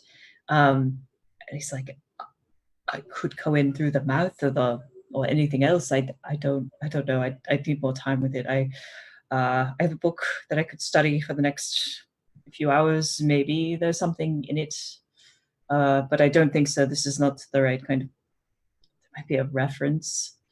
What do you think it would be? Like what are we dealing with here? Do you think? If I had to guess, there's a you're from Orson. Yeah. I believe they call it a skinwalker. Cool. I'm gonna pull out a key and stick it into my forehead and twist it. Are you I'm activating a cipher. A wicked key right now to open up some knowledge. This key has wicked edges and is always strangely moist. For the next day, the user has training in a random skill. I would like that to be skinwalkers. All right. You are now trained in skinwalkers. Do you want that to be a knowledge check? Yeah. All right. Or do you want that to be attack rolls? Help you fight it. Oh. Let's go with knowledge. Okay. I was like, Yeah. we have no intentions of fighting a skinwalker. We'll probably recruit it. Yeah, that's fair. Ooh. Join us. No. It's a new player character. So yeah. NPCs. Why? That is not used. Yeah, so He just watches you take this key and stick it in your head, and yeah, that's normal for us. then untwist it and pull it back out, and then it dissolves into dust. Yeah. Yeah, that's normal. All right. Excuse me, Doctor. Why were you heading to? Sorry? You were heading to Orson. Seeing my daughter. Okay. Okay. Ooh, sorry. There's some real nasty stuff in here. Oh. I think. Okay. Well, tell us more. Where do they hail from? What are their origins? I'm not worried about that. I'm more worried about. So, can I make some rolls to be like? How do we find out which one? Who's the skinwalker? Yeah, like how can you detect that? Go ahead and roll me an intellect check. All right, I'm going to spend some effort on this. Skinwalker history. That's a thing I want to do for sure. See if you're aware. This will be difficulty 7. recalling knowledge of a thing that's. Can I give him a cipher of mine, or is it like an attunement thing? It's not an attunement thing, and he's just used his cipher. I mean, we're not playing with cipher limits anyway. What's the cipher? I mean, just rolling is the main concern. It would just give him a free effort. I went ahead and rolled. So I rolled an 18, but I also had two. I had training and yeah. So you beat the 7. So signs of a skinwalker. You think back, yeah, you have heard of these things. These things are things that crawl out of the Hellgate sometimes. They're difficult to parse out in the real world themselves. Usually you try to nip it in the bud there. What they lack is a, how do I put this? They're very alien creatures. So normally they won't get certain customs right, and they will very rarely have solid memories of who they were, who the person they're wearing is. Do they gain their abilities? Of the person they're wearing? Yes. Yes. Yeah. Anything that's considered sort of a physical ability of the person, and for the purposes of this world, that includes connections to magic and things like that. They won't be perfect at using the magic. They might be a little unpracticed, but they will have the ability to use it. Most skinwalkers, and here's the hard part that you know about them, they're very intelligent creatures. They know about their deficiencies, so they try to talk to somebody first before assuming their identity, and try to learn about them and study their mannerisms and their history before doing it. I'm gonna turn to the group. I'm like, who's been talking to this guy? And he, like, who's had some, like, any, stealing time with them, some heart-to-hearts, maybe just... He's a soldier? Staying in the back of the line. The group kind of looks at you. It's an odd question to ask. Especially since I haven't explained anything I've just learned yet. Yeah. The group is more or less staring at you. Some of them are concerned about why you're asking it. The wolf points at the writer and says, "That one has been talking to everyone." And that one points at the con artist, has been around everyone constantly. I don't know who's been talking to the soldier. And the con artist goes, "You've been talking to him. I've seen you talking to him." And then it just sort of starts to erupt into an argument. The wind outside rails against the stone structure of the tower. The storm is worsening, but perhaps that's a good sign that it'll be over soon. Hey, Sedna. Yes. And kind of directs you towards the performer. Like, have a talk with them. Take Maeve with you, I think. Should I say something specific or just...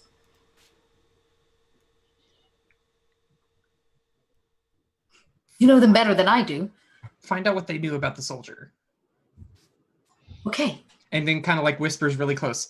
If they know too much, they might be them. And then leans back out. Okay. Pangoliath Munster, you got the thief. Not gonna talk to me. All right. Pangoliath bares his claws and starts to walk over to the thief. That's just how I walk. It's just a pangolin walk. They're either pointed down or up. There's no in between. Okay, so we have Goliath and Munster, and then Maeve and Sedna. And Carmine, what are you doing? Are you watching the rest of the group while this happens? Yes, still kind of talking with the doctor. Okay. But like, not narratively. Yep. I mean, narratively, but not. Oh, like, yeah. I don't need any more scene from that. Yeah, no, I gotcha. Something might come up. It's fine. Yeah. Let's see. Let's start with Sedna and Maeve. Sedna and Maeve, you take aside the wiry one who's been talking to everyone, and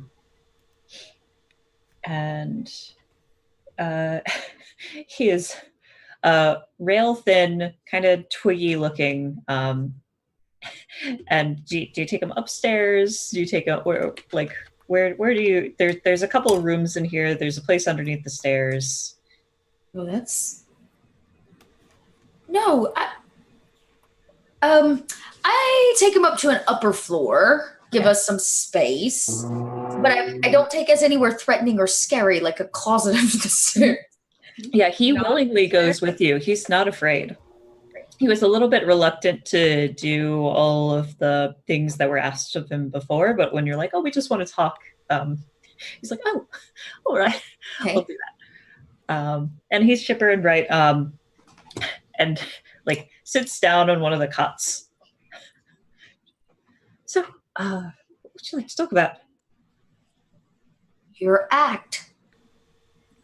Tell us about that act. Unfortunately, I'm not really a performer, so to speak. I'm actually a scribe, a writer. I write things. Oh, so you know a lot about the people you've been traveling with. Oh, yes, I've been talking to all of them. Who are you, by the way?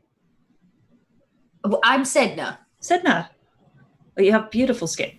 Oh, thank you. It is the salt water.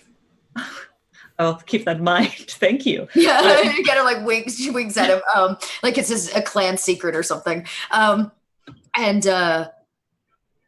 she says, "We have a particular interest in the soldier. Do you happen to have his story?" Oh, yes, actually. He was I believe he put it as an ex-soldier from the Vietnam War, the Civil War, and has been spending this time going all around the world and seeing what there is to see, starting with this area right here, and he was heading back up to go on a pilgrimage to experience it. Oh, that's him. What about you? And he points at you, Maeve. So what was the soldier's name? Oh, I'd have to look at my notes. I'm sorry. I don't quite remember. Let's see. Do you mind if I... And he starts motioning toward his messenger bag. Go right ahead. Thank you. Let's see. Looks like his name was Jen Lysia. And what's your book about? Oh, well, I write a number of books. Mostly I write murder mysteries. Really? Do you? Have you happened to, write your own story? No, not yet. Mostly other people's. Just happen to be around for things, and things happen, and then I write about them. I'm a reporter, kind of. So what about you? I've never actually met a Gans before, other than the one downstairs. What is your name?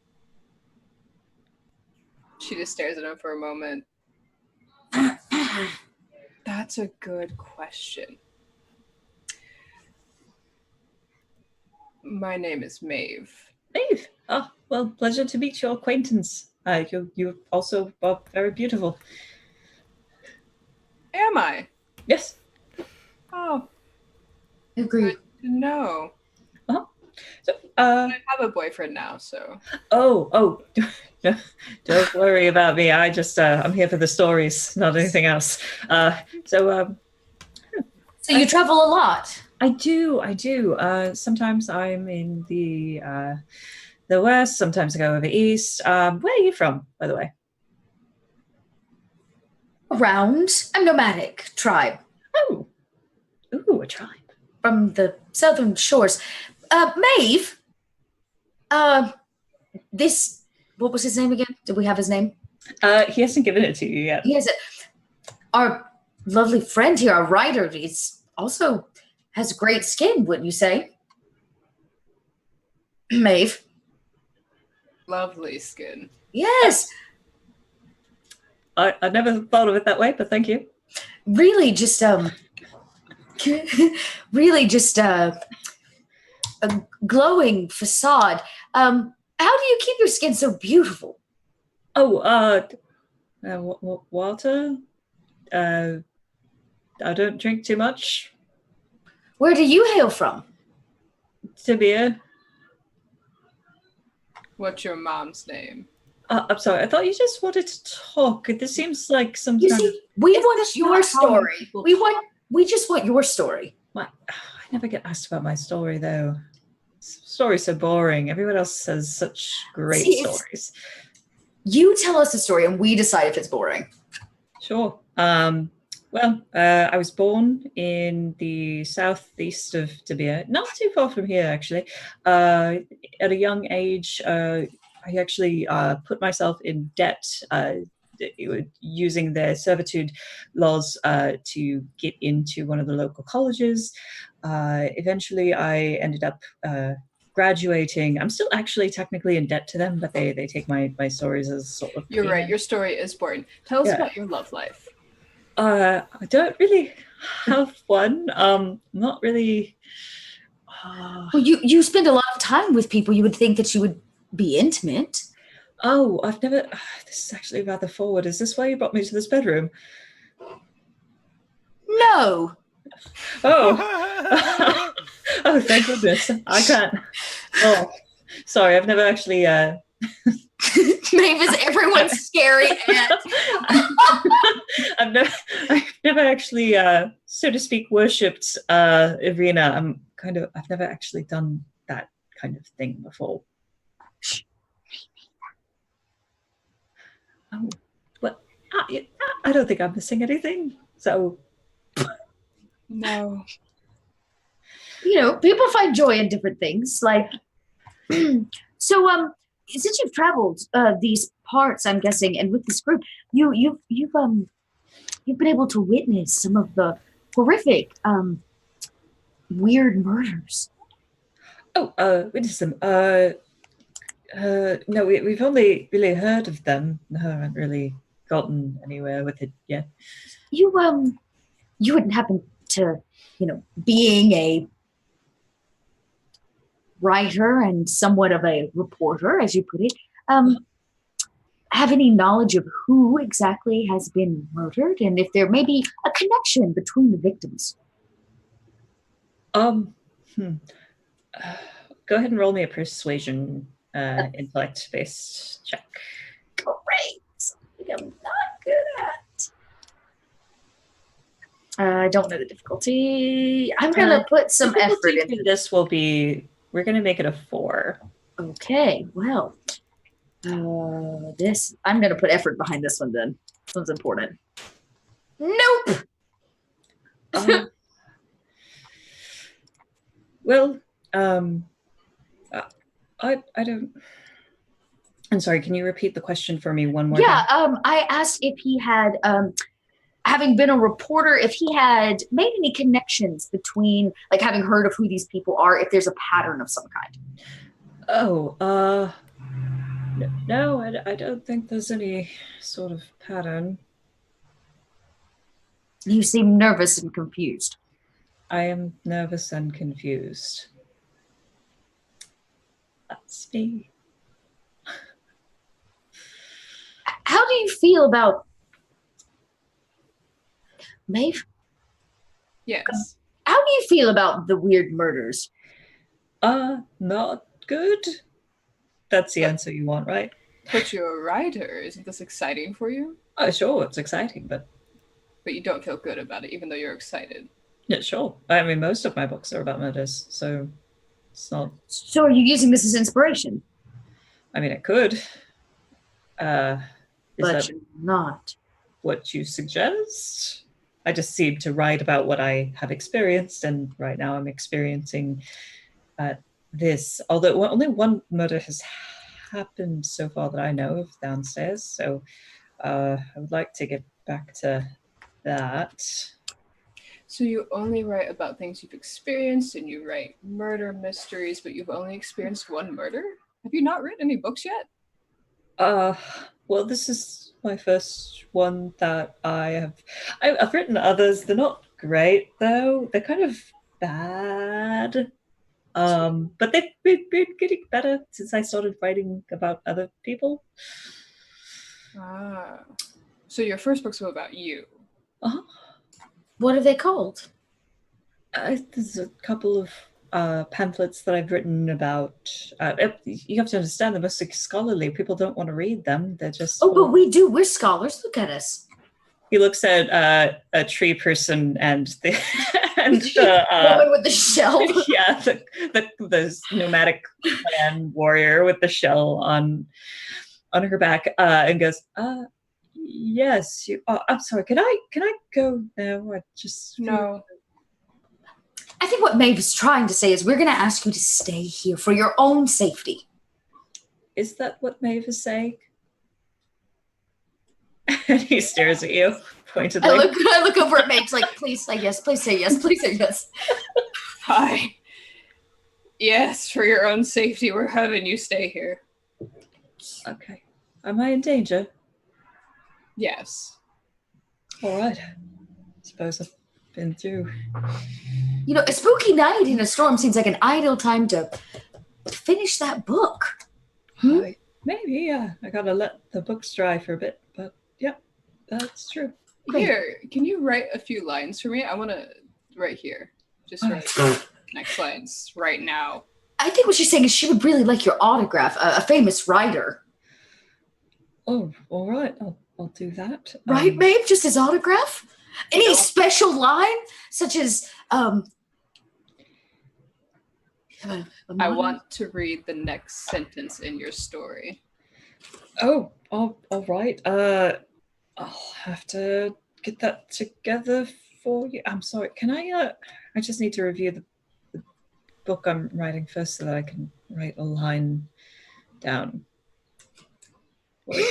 Maeve, Yes. why don't we leave this very nervous and confused writer to himself while we discuss his status with our colleagues? You don't want me to stare at him intently while he tries to write this next line? I feel like the pressure might bring something fresh. I mean, I can write a line. And he pulls out some paper. It's soaked from his book. I just need to let it dry first. Wait, I might have something dry in my shell. And you can do it right now. Oh, yes, I'd love to do that right now. I pull out something. It's probably more like a piece of like it's not like nice paper. It's probably something that's hand woven, but she passes it off to him, a small piece. Oh, sure. I'll Just do a that. little signature for Maeve. And he reaches into his other pack and pulls out a pen and writes for Maeve on it. And then signs his name. It's like this squiggly, awful thing, and then hands it to you. Excellent. Now work on that sentence and we will be back. Sure. I'll write you a sentence that you won't regret it. That's right. You work on that too. We'll be back. And so I like grab Maeve and I kind of like pin her down the stairs. I'm like, he's odd. And coming from me, that's saying something. He is. I feel like it's a bit serendipitous for him to be both a writer and a murder mystery writer, though he's never really written a murder mystery. He seemed to have a lot of stories without actually having a story. He's a horrible storyteller. I don't know why he decided to take up writing. Well, I feel attacked. this got personal quickly. But why is it me, though? Maybe we should go. Maybe we go share with Carmine. Okay. Report. Do you do anything to the door, like lock it or anything, so that he doesn't just leave? Yeah. I take one of those three-legged Disgusting. chairs. Three-legged chairs. And since it has no purpose for sitting now, I use it to like jam it under the door very quietly. Nice. Okay, great. Meanwhile, Pankoliath and Professor Munster, you pull aside this con artist. He is more resistant to go with you. He's just like, no, I'm going to stay. I'm going to stay with the group. Just a couple questions. We just want to talk. We are all friends now, and this is literally what I want to do. Double underhooks, clench my hands, and fall forward and pin the thief to the ground while Munster interrogates them. Right. I've been waiting to hold this guy still. Very different interrogations. Want me to roll? I do need you to roll only because he's resisting. So, I guess this is a task difficulty 2. It's not a huge number. Let's see how I do. I'll spend effort. But it might turn into just a Bugs Bunny chase around. So I'm able to. I'm able to reduce it by 1 because of my muscles of iron, or my mammoth size, not my muscles of iron. And then I'm gonna spend points to, just kind of. Yeah. So yeah, he tries to stay with the group. You pin him down. You know that you don't have any privacy here unless you shush the others away, but Carmine, who's still watching the group, can choose to do that if they so wish. Carmine, would you give us some privacy? I'm a very kind and loving Pangoliath. Don't even want any part of this, and just kind of usher everyone away. We're just doing your bidding, Munster, please. I'm crushing him. Are you actually? Is that now you're actually on top of him? And he just. Yeah. I'm gonna grapevine my legs and his, and I'm just gonna make sure that he's pinned down. I'm gonna hold him. This is actually what Grant built his character for. Wrestling.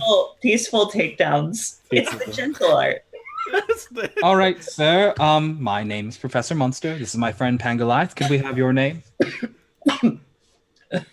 He does his best to spit on your face, but with the pressure of the weight holding him down from Pangoliath, he can't. You have a bit of dribble on you. Here's the thing. We are in actually a very precarious situation, and I think I might have an idea to get us out.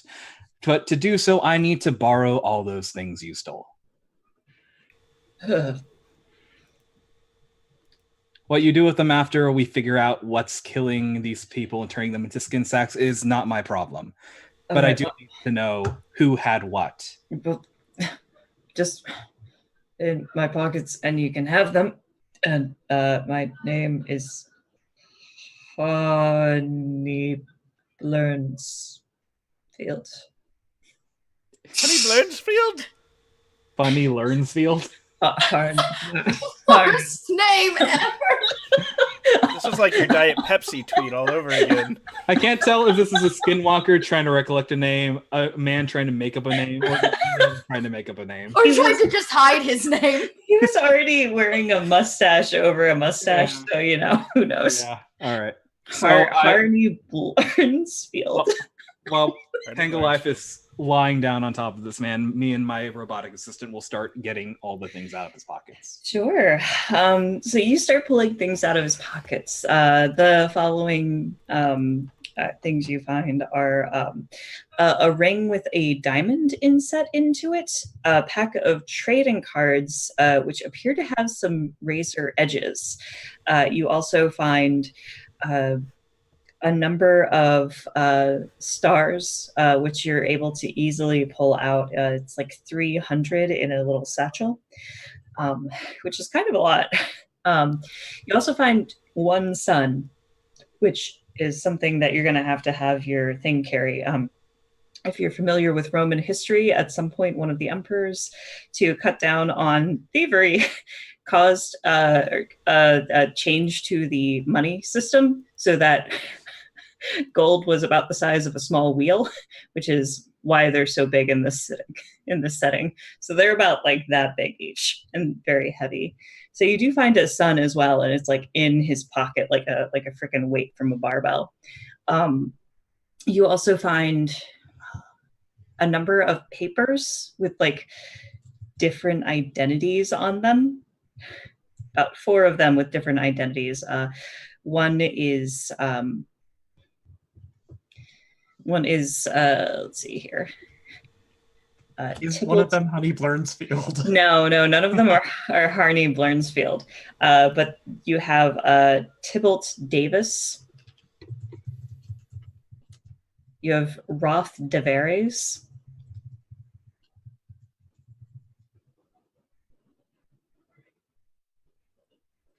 Henel Stahl.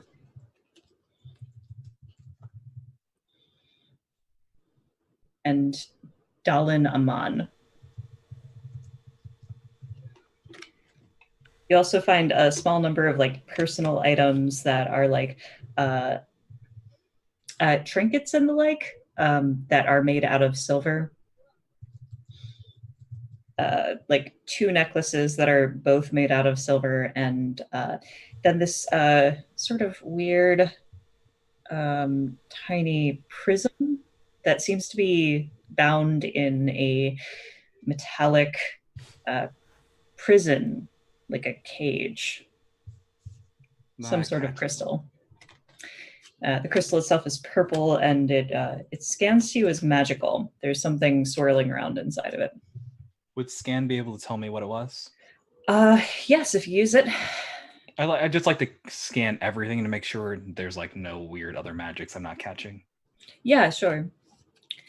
If you scan this, it appears to be it's a weird thing. It's a level 4 object. It seems to be some kind of memory encasement. There's a memory trapped in there. Ooh. Is it from my scan? Would I know if activating it or letting it do its job would expunge the memory after use? Yeah, it expunges the memory after use. Okay. If that's the hall, I'd like to call Carmine over, and if Maven and Senna are done, they can come on over too. Yeah. Come over. What do we got? So these are all the items. As you can see, lots of nice things that people would notice if they didn't have any more. To be upfront, if these people haven't realized their positions are missing, we might have more than one problem with just a skinwalker running amok. So we simply ask everyone what they're missing. If people do not claim their objects or feel as if they have all their things on their person, that would be an issue. If people don't realize they're missing a diamond ring, or he has the robot hover around with the giant golden coin, this might be a way to tell who actually remembers they have their problems. Because I believe, Carmine, you said skinwalkers do have some memory issues. They may not realize they're missing objects that they should have. If it was stolen from before, they might not know. Well, okay. You have all these like items laid out. Yeah, and he pulls out the weird prism with the purple crystal. There's this.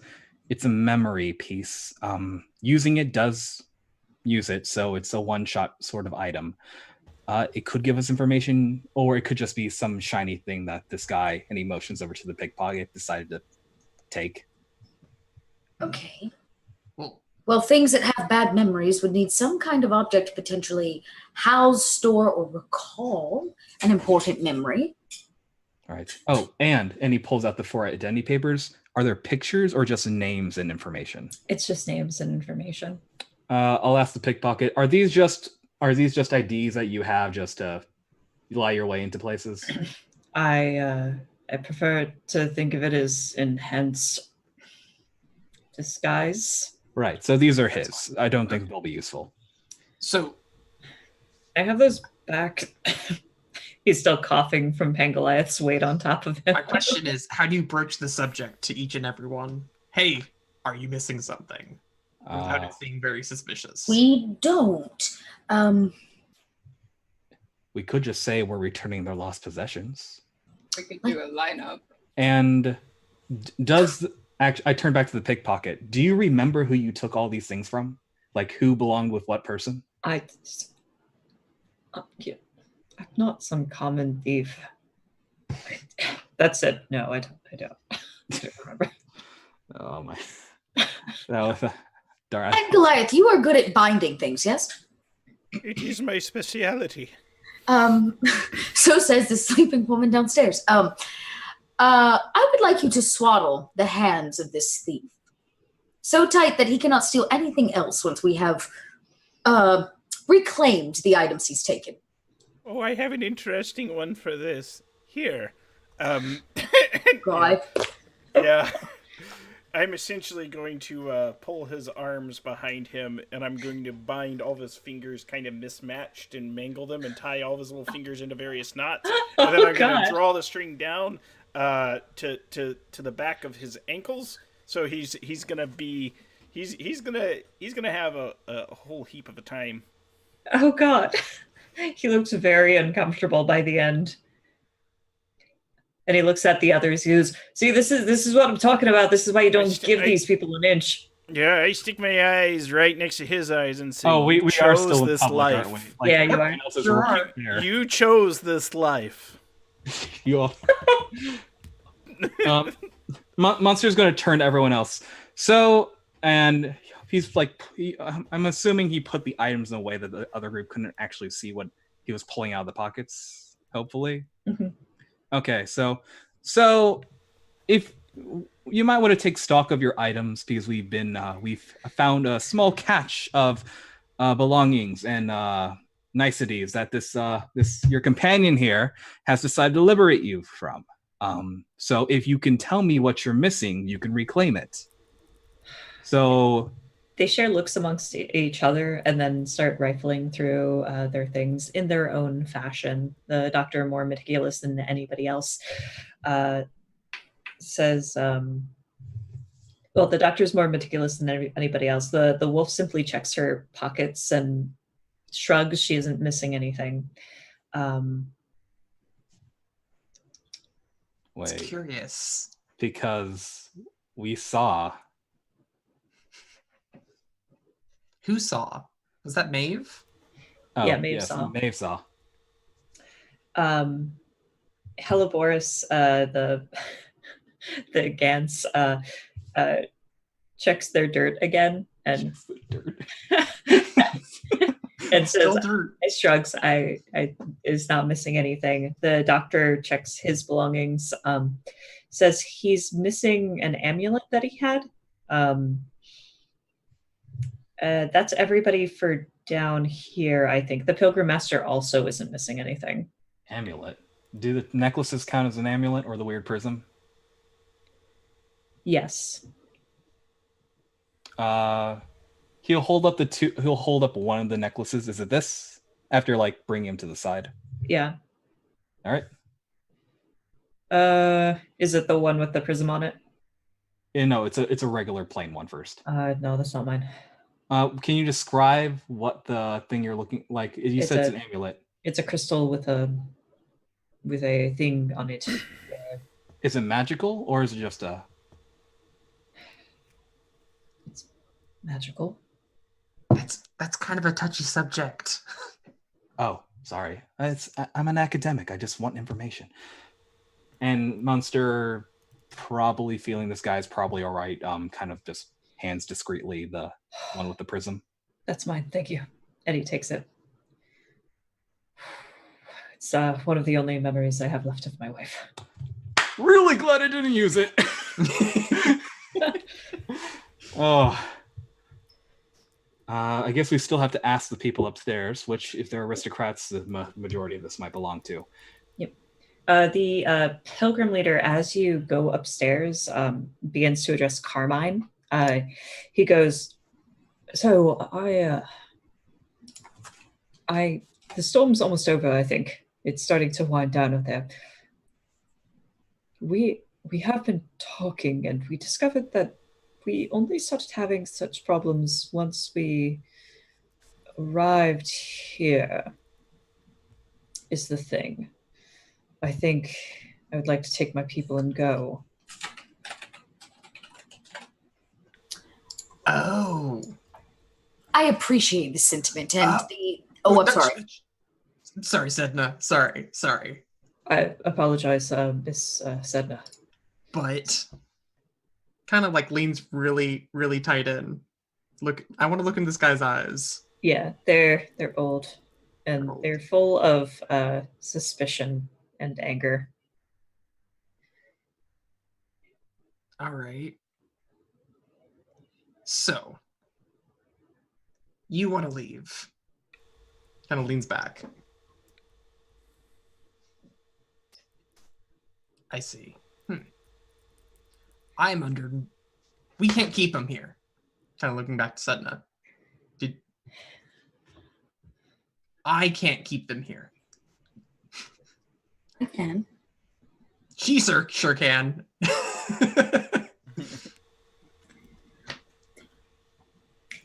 Here's the thing. We don't have to keep you here, and I understand your sentiment of believing that it is on us, but we also did not have these problems till you arrived.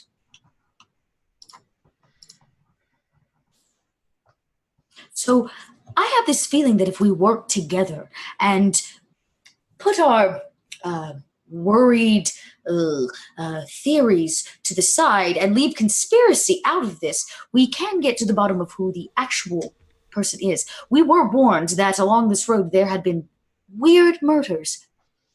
That, and I point to the suit bag, is a weird murder. Suit bag.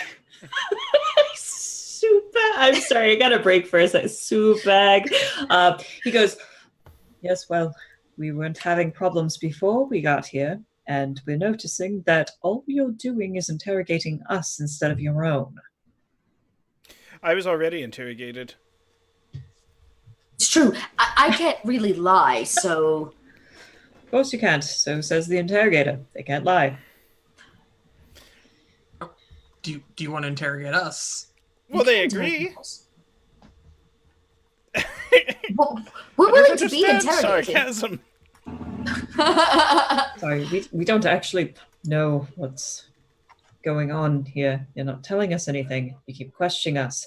Yes, I have one extra person, and there was a murder that happened inside your house after we got here. That wasn't an issue. I would have just left without the one extra person. So, Carmine, would you like to explain the... Sure. Actually, let's get everyone in the room. Story time! Oh, speaking of, I locked the writer upstairs. You should go grab him. Okay.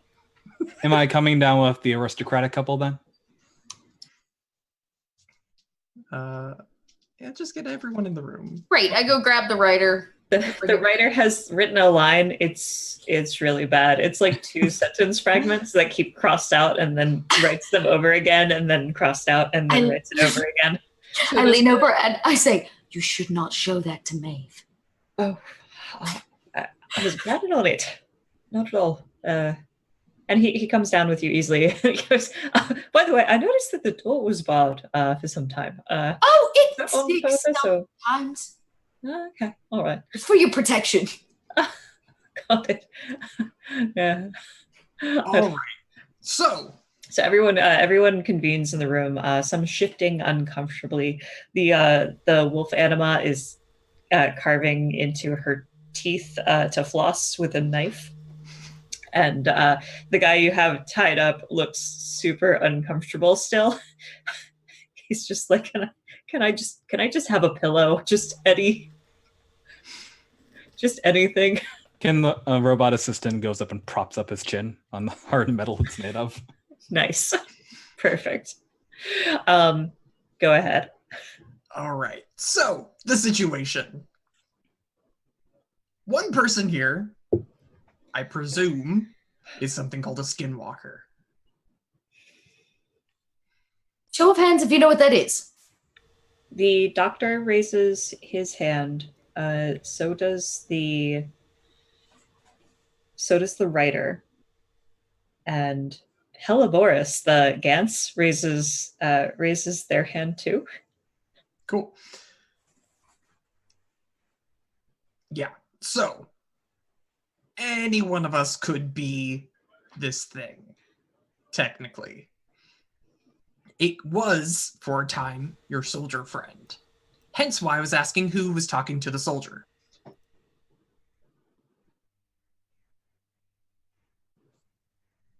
They share some glances. There's a quietness about them. So, what we need to know is who was talking to the soldier.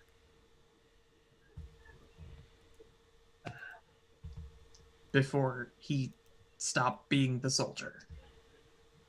Helleborus, the Gantz, puts down its suitcases and sits on top of them. You can only imagine that they're filled with dirt, by the way they sort of shift inside.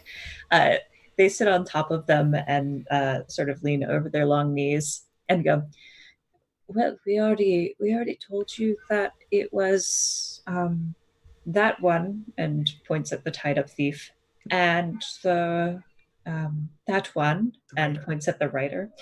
But we do know that that one, points at the wolf anima, was also talking to him.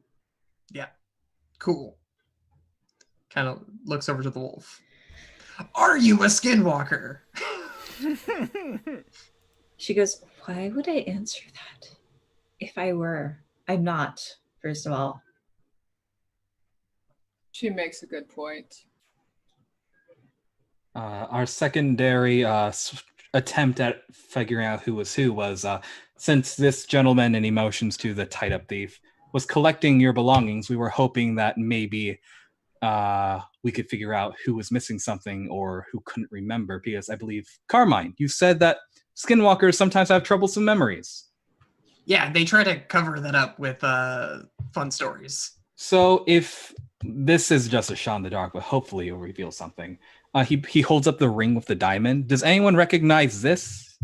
The wealthy aristocrat, his eyes go wide and he holds up his hand. Yeah, that's mine. That's mine. That makes sense. Hold on, I'm going to keep it for now. But these, and he brings out the pack of Razor playing cards. Does anyone recognize this? They look amongst each other and themselves. There is. Go ahead and roll me an intellect roll. Intellect. I'm good at that. This will be to see through lies and deception. Oh, I don't have anything for that, but I will do effort. If I can do that. Yep, you can. Difficulty for this one is going to be 7. Wow. All right. Well, we're gonna. I can't apply more than somebody. Somebody can assist you as well. Who's perceptive, or who wants to assist me? I can assist you.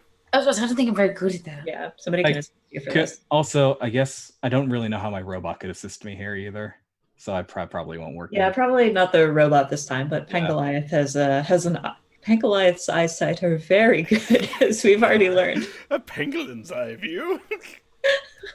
Okay, so.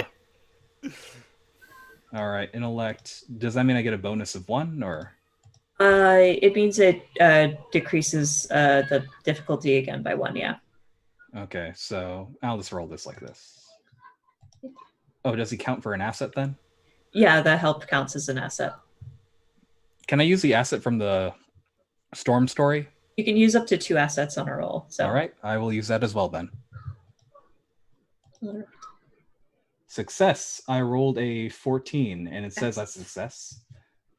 So the wolf anima stares at the playing card pack, and you see this connection being made behind her very predatory eyes. Like, she doesn't recognize it at first, but then the recognition is one of, oh, no, I should say something here.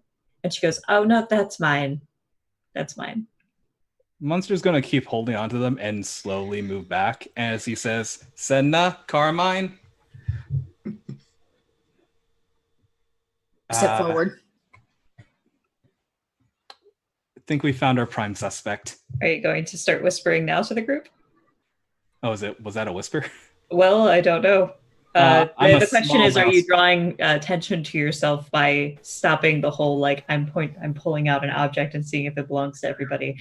Technically, that would have been the smarter thing to do, but I, as a very small mouse, was very concerned for my safety, so I immediately just started backing out and calling. Everyone needs to roll initiative. Right. Okay. Oh, sorry, guys. Right. I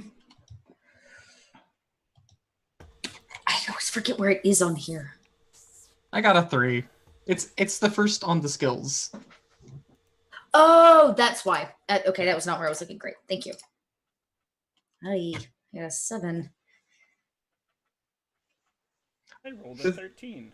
This fits into Munster's character. He's smart. He's not clever sometimes, though. Yeah, that's fair. I also rolled a 13. Nice. I see someone else also rolled a 13. Got 3 13s. You know what they say. Lucky. 13 is a magic number.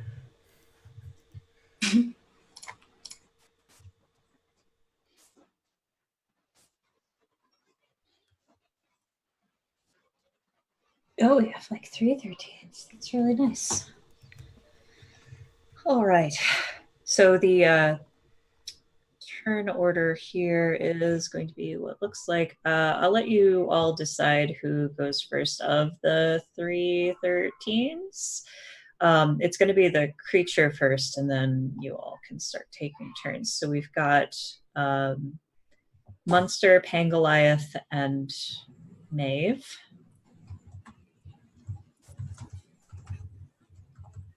I don't really have anything useful up front, so if Pangoliath or Maeve want to go first. I rely on Maeve to act first. Ladies first. Okay. Sedna, and then Carmine. I don't think I've ever rolled well on an initiative in this game. I know, it's so sad.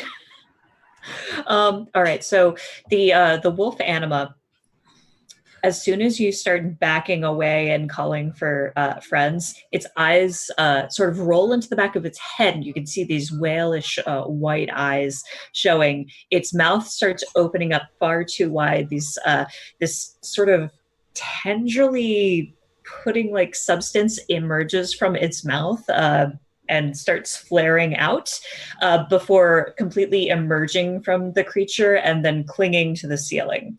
That's going to be its action. Munster, it's your turn. Oh, I thought Maeve was going first. Oh, sorry. Maeve, it's your turn. Okay.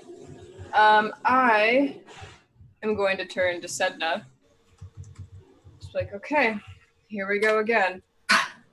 And like spectral vines will shoot out from her, reach inside Sedna, and pull out Sedna's natural predatory aggression.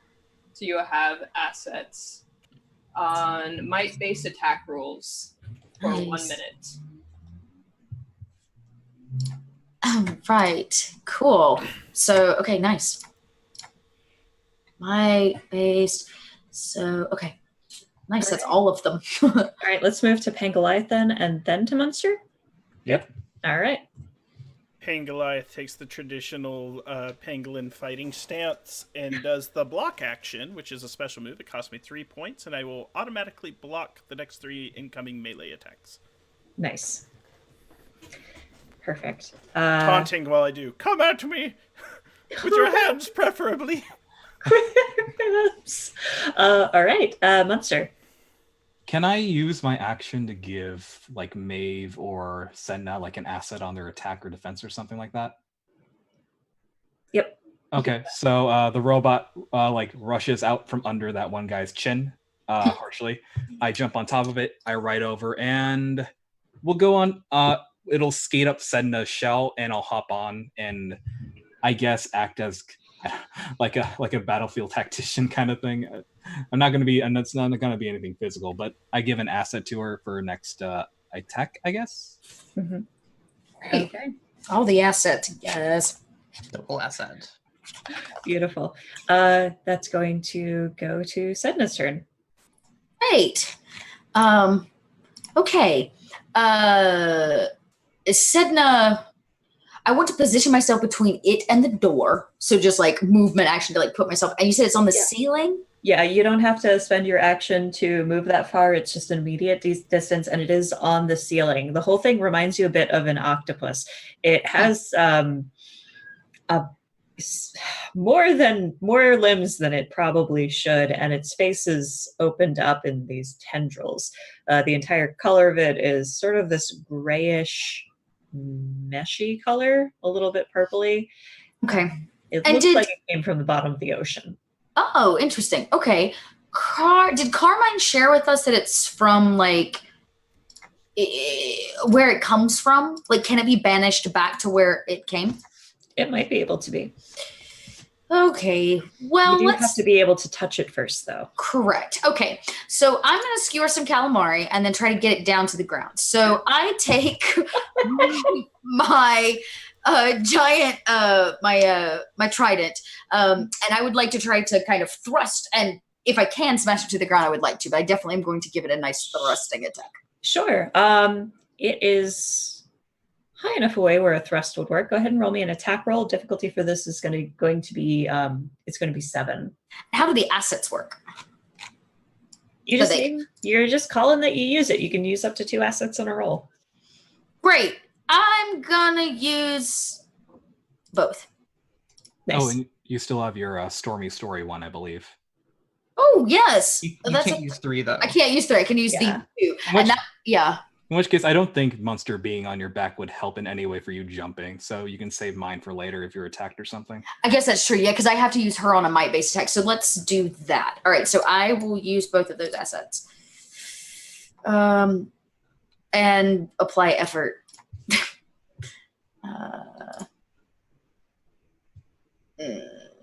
So I only rolled a 5. Oh no. I only rolled a 5. That's not very good at all. Yeah, you attempt to jab into it and it misses blindly. The people below your jab, they're just trying their best to stay out of the way at this point, but they are freaking out. Carmine, it's your turn. How high up is the ceiling? It's about 12 feet. 12 feet. So that's too much to hit with a sword. Yeah. Not enough to, like, it's good for the pole arm, right, with the Yeah. trident on the end, but sword is a little too short. But you could jump up on the table maybe and try to yeah, let's do that. Yeah. Yeah. I'm trained in jumping. Nice. So what do you want me to roll for this? An attack roll. You don't have to roll to jump. I'm not going to question whether your tall ass Tannen can jump off a table. Cool. I'm gonna spend a little effort on this though, because Sure. It's still a difficulty 7. Oh, 7. Yeah, it's rough. It's hard to hit. Yes. It's squishy and smart and intelligent and is currently just kind of octopusing around the ceiling right now. Cool. I'm gonna turn on Shroud of Flame as well, but then I'm gonna leap at it.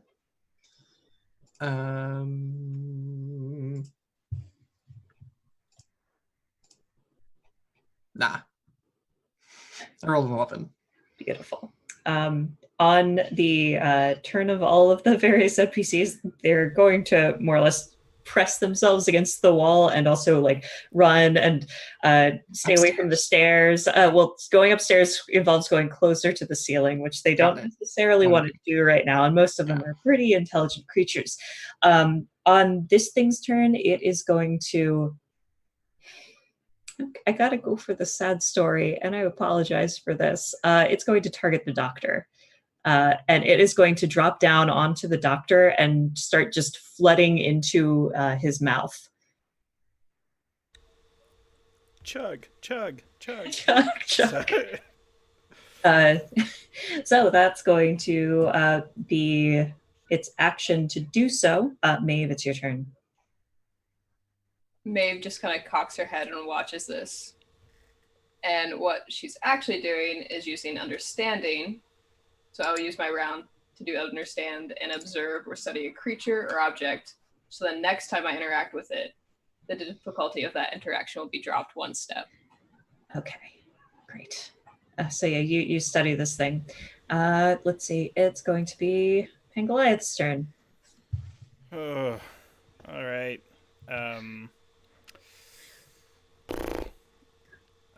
I miss having like the ciphers that just make the enemy disappear. Well,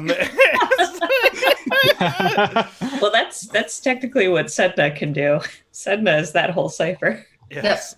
I'm going to attempt to bind the doctor. It's getting filled. All right. Go ahead and roll me an attack roll. All right, let's do that. It's an attack roll. You're okay. So the question is, should this be speed or might? Because I'm trying to do more like magician rope stuff. Not I like will let you sock 'em. choose whatever you're going to flavor it as. I'm kind of the same with either. So let me jump back into Roll20 where I'm doing my rolls today. I'm going to spend some effort. So Okay. I'm going to subtract from that. And I rolled a 16. Nice. 16 is... It's enough to bind the doctor, at least. The doctor is... his body is a little bit preoccupied at the moment. Yeah, I figure... As it goes in. Would you like an intrusion? Yes, please. All right, cool. Go ahead and take an intrusion, give one to a friend, and roll me a speed defense roll as this thing lashes out. Is this lash considered a melee attack? It is. I automatically block it. And Excellent. I give the experience point to Maeve. Excellent. All right. That's going to be Monster's turn. So is the doctor like, is he donezo, or is like it's like in the process of assimilating? He's in the process of assimilating, and also he's being bound by Pangoliath. Okay. Figure This we might can feed not- him to the turtle if we have to. This probably won't make sense until you learn more stuff, but Munster seeing this is going to far step directly on top of like the... Is it like going through the body in the mouth, or... He's going into the mouth. Okay, he's going to far step right on top of that with the... I guess I can't carry the robot assistant with me. I mean, you can. You know, you're already small. Let's just let you do that. Hey, awesome. Okay, Munster is going to furiously make a melee attack against it. Okay. It's going to be a level 5 because it is currently not disoriented, but very preoccupied with doing what it's doing. I've never done this before. How do I? Roll an attack roll. Might. Might. Mhm. All right. I don't get any bonus. You said it was a difficulty 5. Mhm. I will apply... I already used effort today. Dang it. Submit. My robotic system counts as an asset as long as it's next to me. There we go. I rolled a 16. Nice. So yeah, you managed to hit this thing. Probably a light weapon because you're an adept. Yeah, I don't actually have any weapons. I was just going to bite it. That's light, so it's going to be -2 to its health. Okie doke. Then we have Sedna. Okay, I'm gonna guess, just looking at it, it's a very high level creature, yes? Yes, it is. Yeah. I'm gonna be able to, and I'm done with effort. Yep. Well, yeah, I can only attack it again. I'm not gonna be able to give it Blessing of the Gods because I like literally can't apply enough effort to make that a reality. So That's fair. that's okay. So I'm going to just roll it out again. This time I will do a pierce. Boom. Nope. I rolled a 9. I am just like I don't think I've rolled above a 9 today, actually. I think that's my highest. Yeah, you try to slash at this thing as it keeps disappearing down the doctor's throat, and Did you spend an asset on that or effort?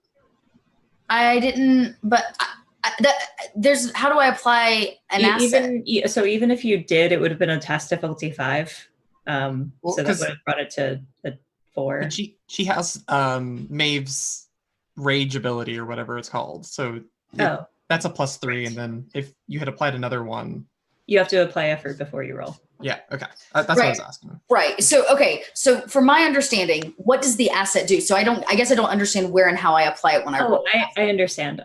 You just say you're going to use it, and then it decreases the difficulty of whatever task you're attempting by okay. 1. Okay. It's not a modifier on my end. It's just like I got you. Okay. So it Yep. just drops it. Yeah. So I would have technically in place 2 assets for these might-based attacks. But yeah, I did not apply effort that time. Okay, well, if you have 2 assets applied for that last attack, then yes, it did hit. Oh, hot dog. Well, then it does 4 damage. Hot dog. Actually, what was the second asset? Because the one you used the Stormy Night one and the one from Maeve, but then Munster went and did his own thing. So I don't think I gave you an asset after. No, 2 is still enough because it was a difficulty 5. So it dropped it down to Right, but what was the second 3? asset? Sure, but it dropped it down to a 3 and she rolled a 9. Okay. Okay, so Yay! Yay, rules! Carmine, Role play! no, don't worry, Systematic memorization. I got you all. We're about to wrap up soon. So Carmine, go ahead and take your turn. We're spending more effort to make another swing here. So we're down. Okay, and let's roll it.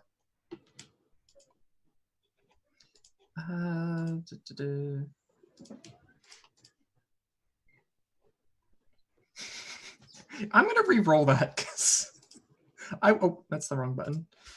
Because I would like to kill this thing. It seems bad. It's a bad thing. 17. Nice. So that's gonna deal 8 damage. Nice. I mean, some of it's frosty if that means anything. No, not for this one, but eventually it might. All right, so this thing on its turn, after your slice goes into it, loses a couple of those tendrils, which fall to the ground in some sort of like molten grossness that coils up.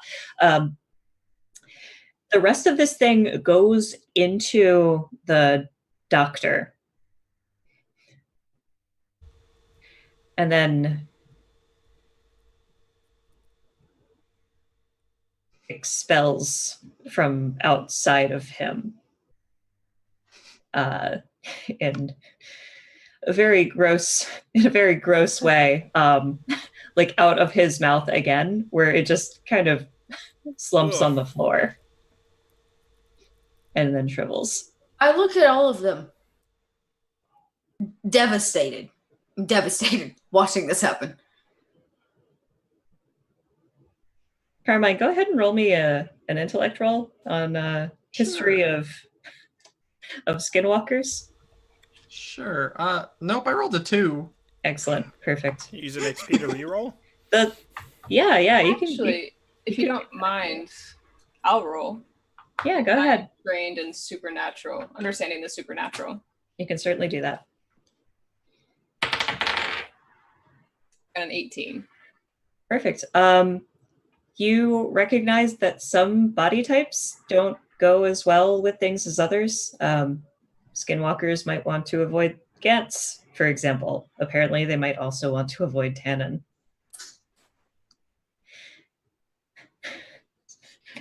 So I just pictured Maeve, she's just been watching everything this whole time. Just staring, just like, Because Oh, you're using understanding. yeah. Just be like, Nice. What a happy ending. Eventually the storm passes. We do have to wrap up. The pilgrims are mortified. The doctor is very sick now. He's okay. Physically, mentally, not so much. Oh, the doctor lived? Oh, that's good. The doctor did live. He's very, very sick though. And eventually all of them leave. They cut the bindings of the thief, but only so that he can walk and send him a different direction. Right. And they go on their merry way. The storm has passed. Everything is wet. Everything is covered with debris and trash. All of this junk, these broken twigs and detritus that you can probably feed to your companion. And along the way, as you start going a little bit more forward, eventually there's another knock on the door. And the machine is in motion already. It's already been going. You've been on your way for quite some time. Not answer that. Hello? We're closed. Munster goes to open the door. All right, you open the door, and in front of you stands Pangoliath. I look behind me. You also see Pangoliath. Yeah, Pangoliath points at the other. Who might he be? That pangolin opens its mouth and these tendrils start coming out, and that's where we're going to end the session. No!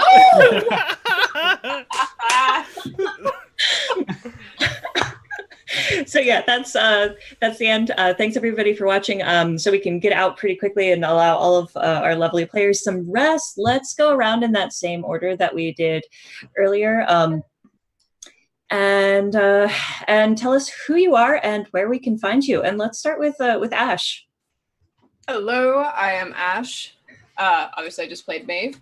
And you can find me Twitter, Twitch, Instagram, all at the title of Phoenix of 89. Beautiful. Let's now go to Yutsai.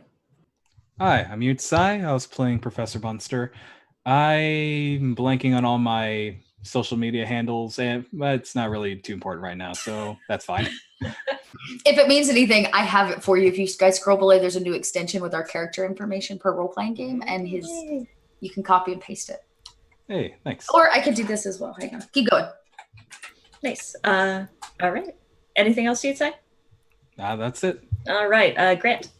Hi everybody, my name's Grant Ellis. I'm an independent content creator for tabletop role-playing games. You can find me on Twitter at WisePopGrant. I am the tabletop event director for Gex Convention in Northern Virginia that's coming up, where a bunch of local streaming talent's going to come out, and we're going to run the Tales of Tal'Darai, a tribute to Critical Role, where we give our take on the Exandria campaign setting by Matthew Mercer.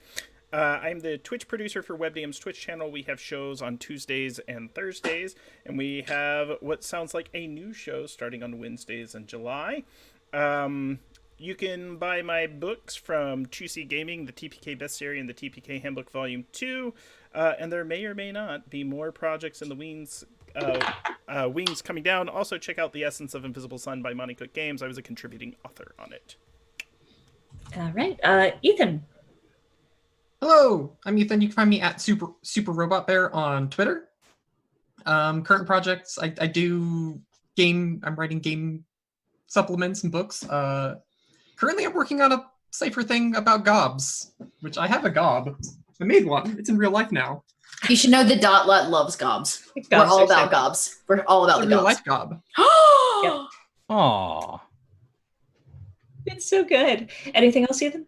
No, that's about it. So follow me if you want to keep track of that. Very perfect. And speaking of gobs, next session that we have for this, I'll actually be on a plane coming back from Europe. So Ethan has so generously agreed to run the goblin session for the channel. So instead of Owl of Lysia, you'll have gobs of Gobsia? Something like that? I don't know. It's while the owls are away, the gobs will play. Oh yeah, that's true. While the owls are away, the gobs will play. My name is Marsie Vellan. You can find me on Twitter at MARSIEVELLAN.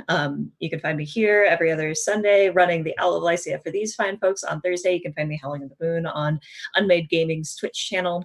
On Saturdays, I play in 2 games on alternate weeks. One of them is Goldheart Gaming's Waterdeep Dragon Heist, and the other is Gore of Ravnica, where content warnings for violence, BDSM, suggestive content, and language do apply.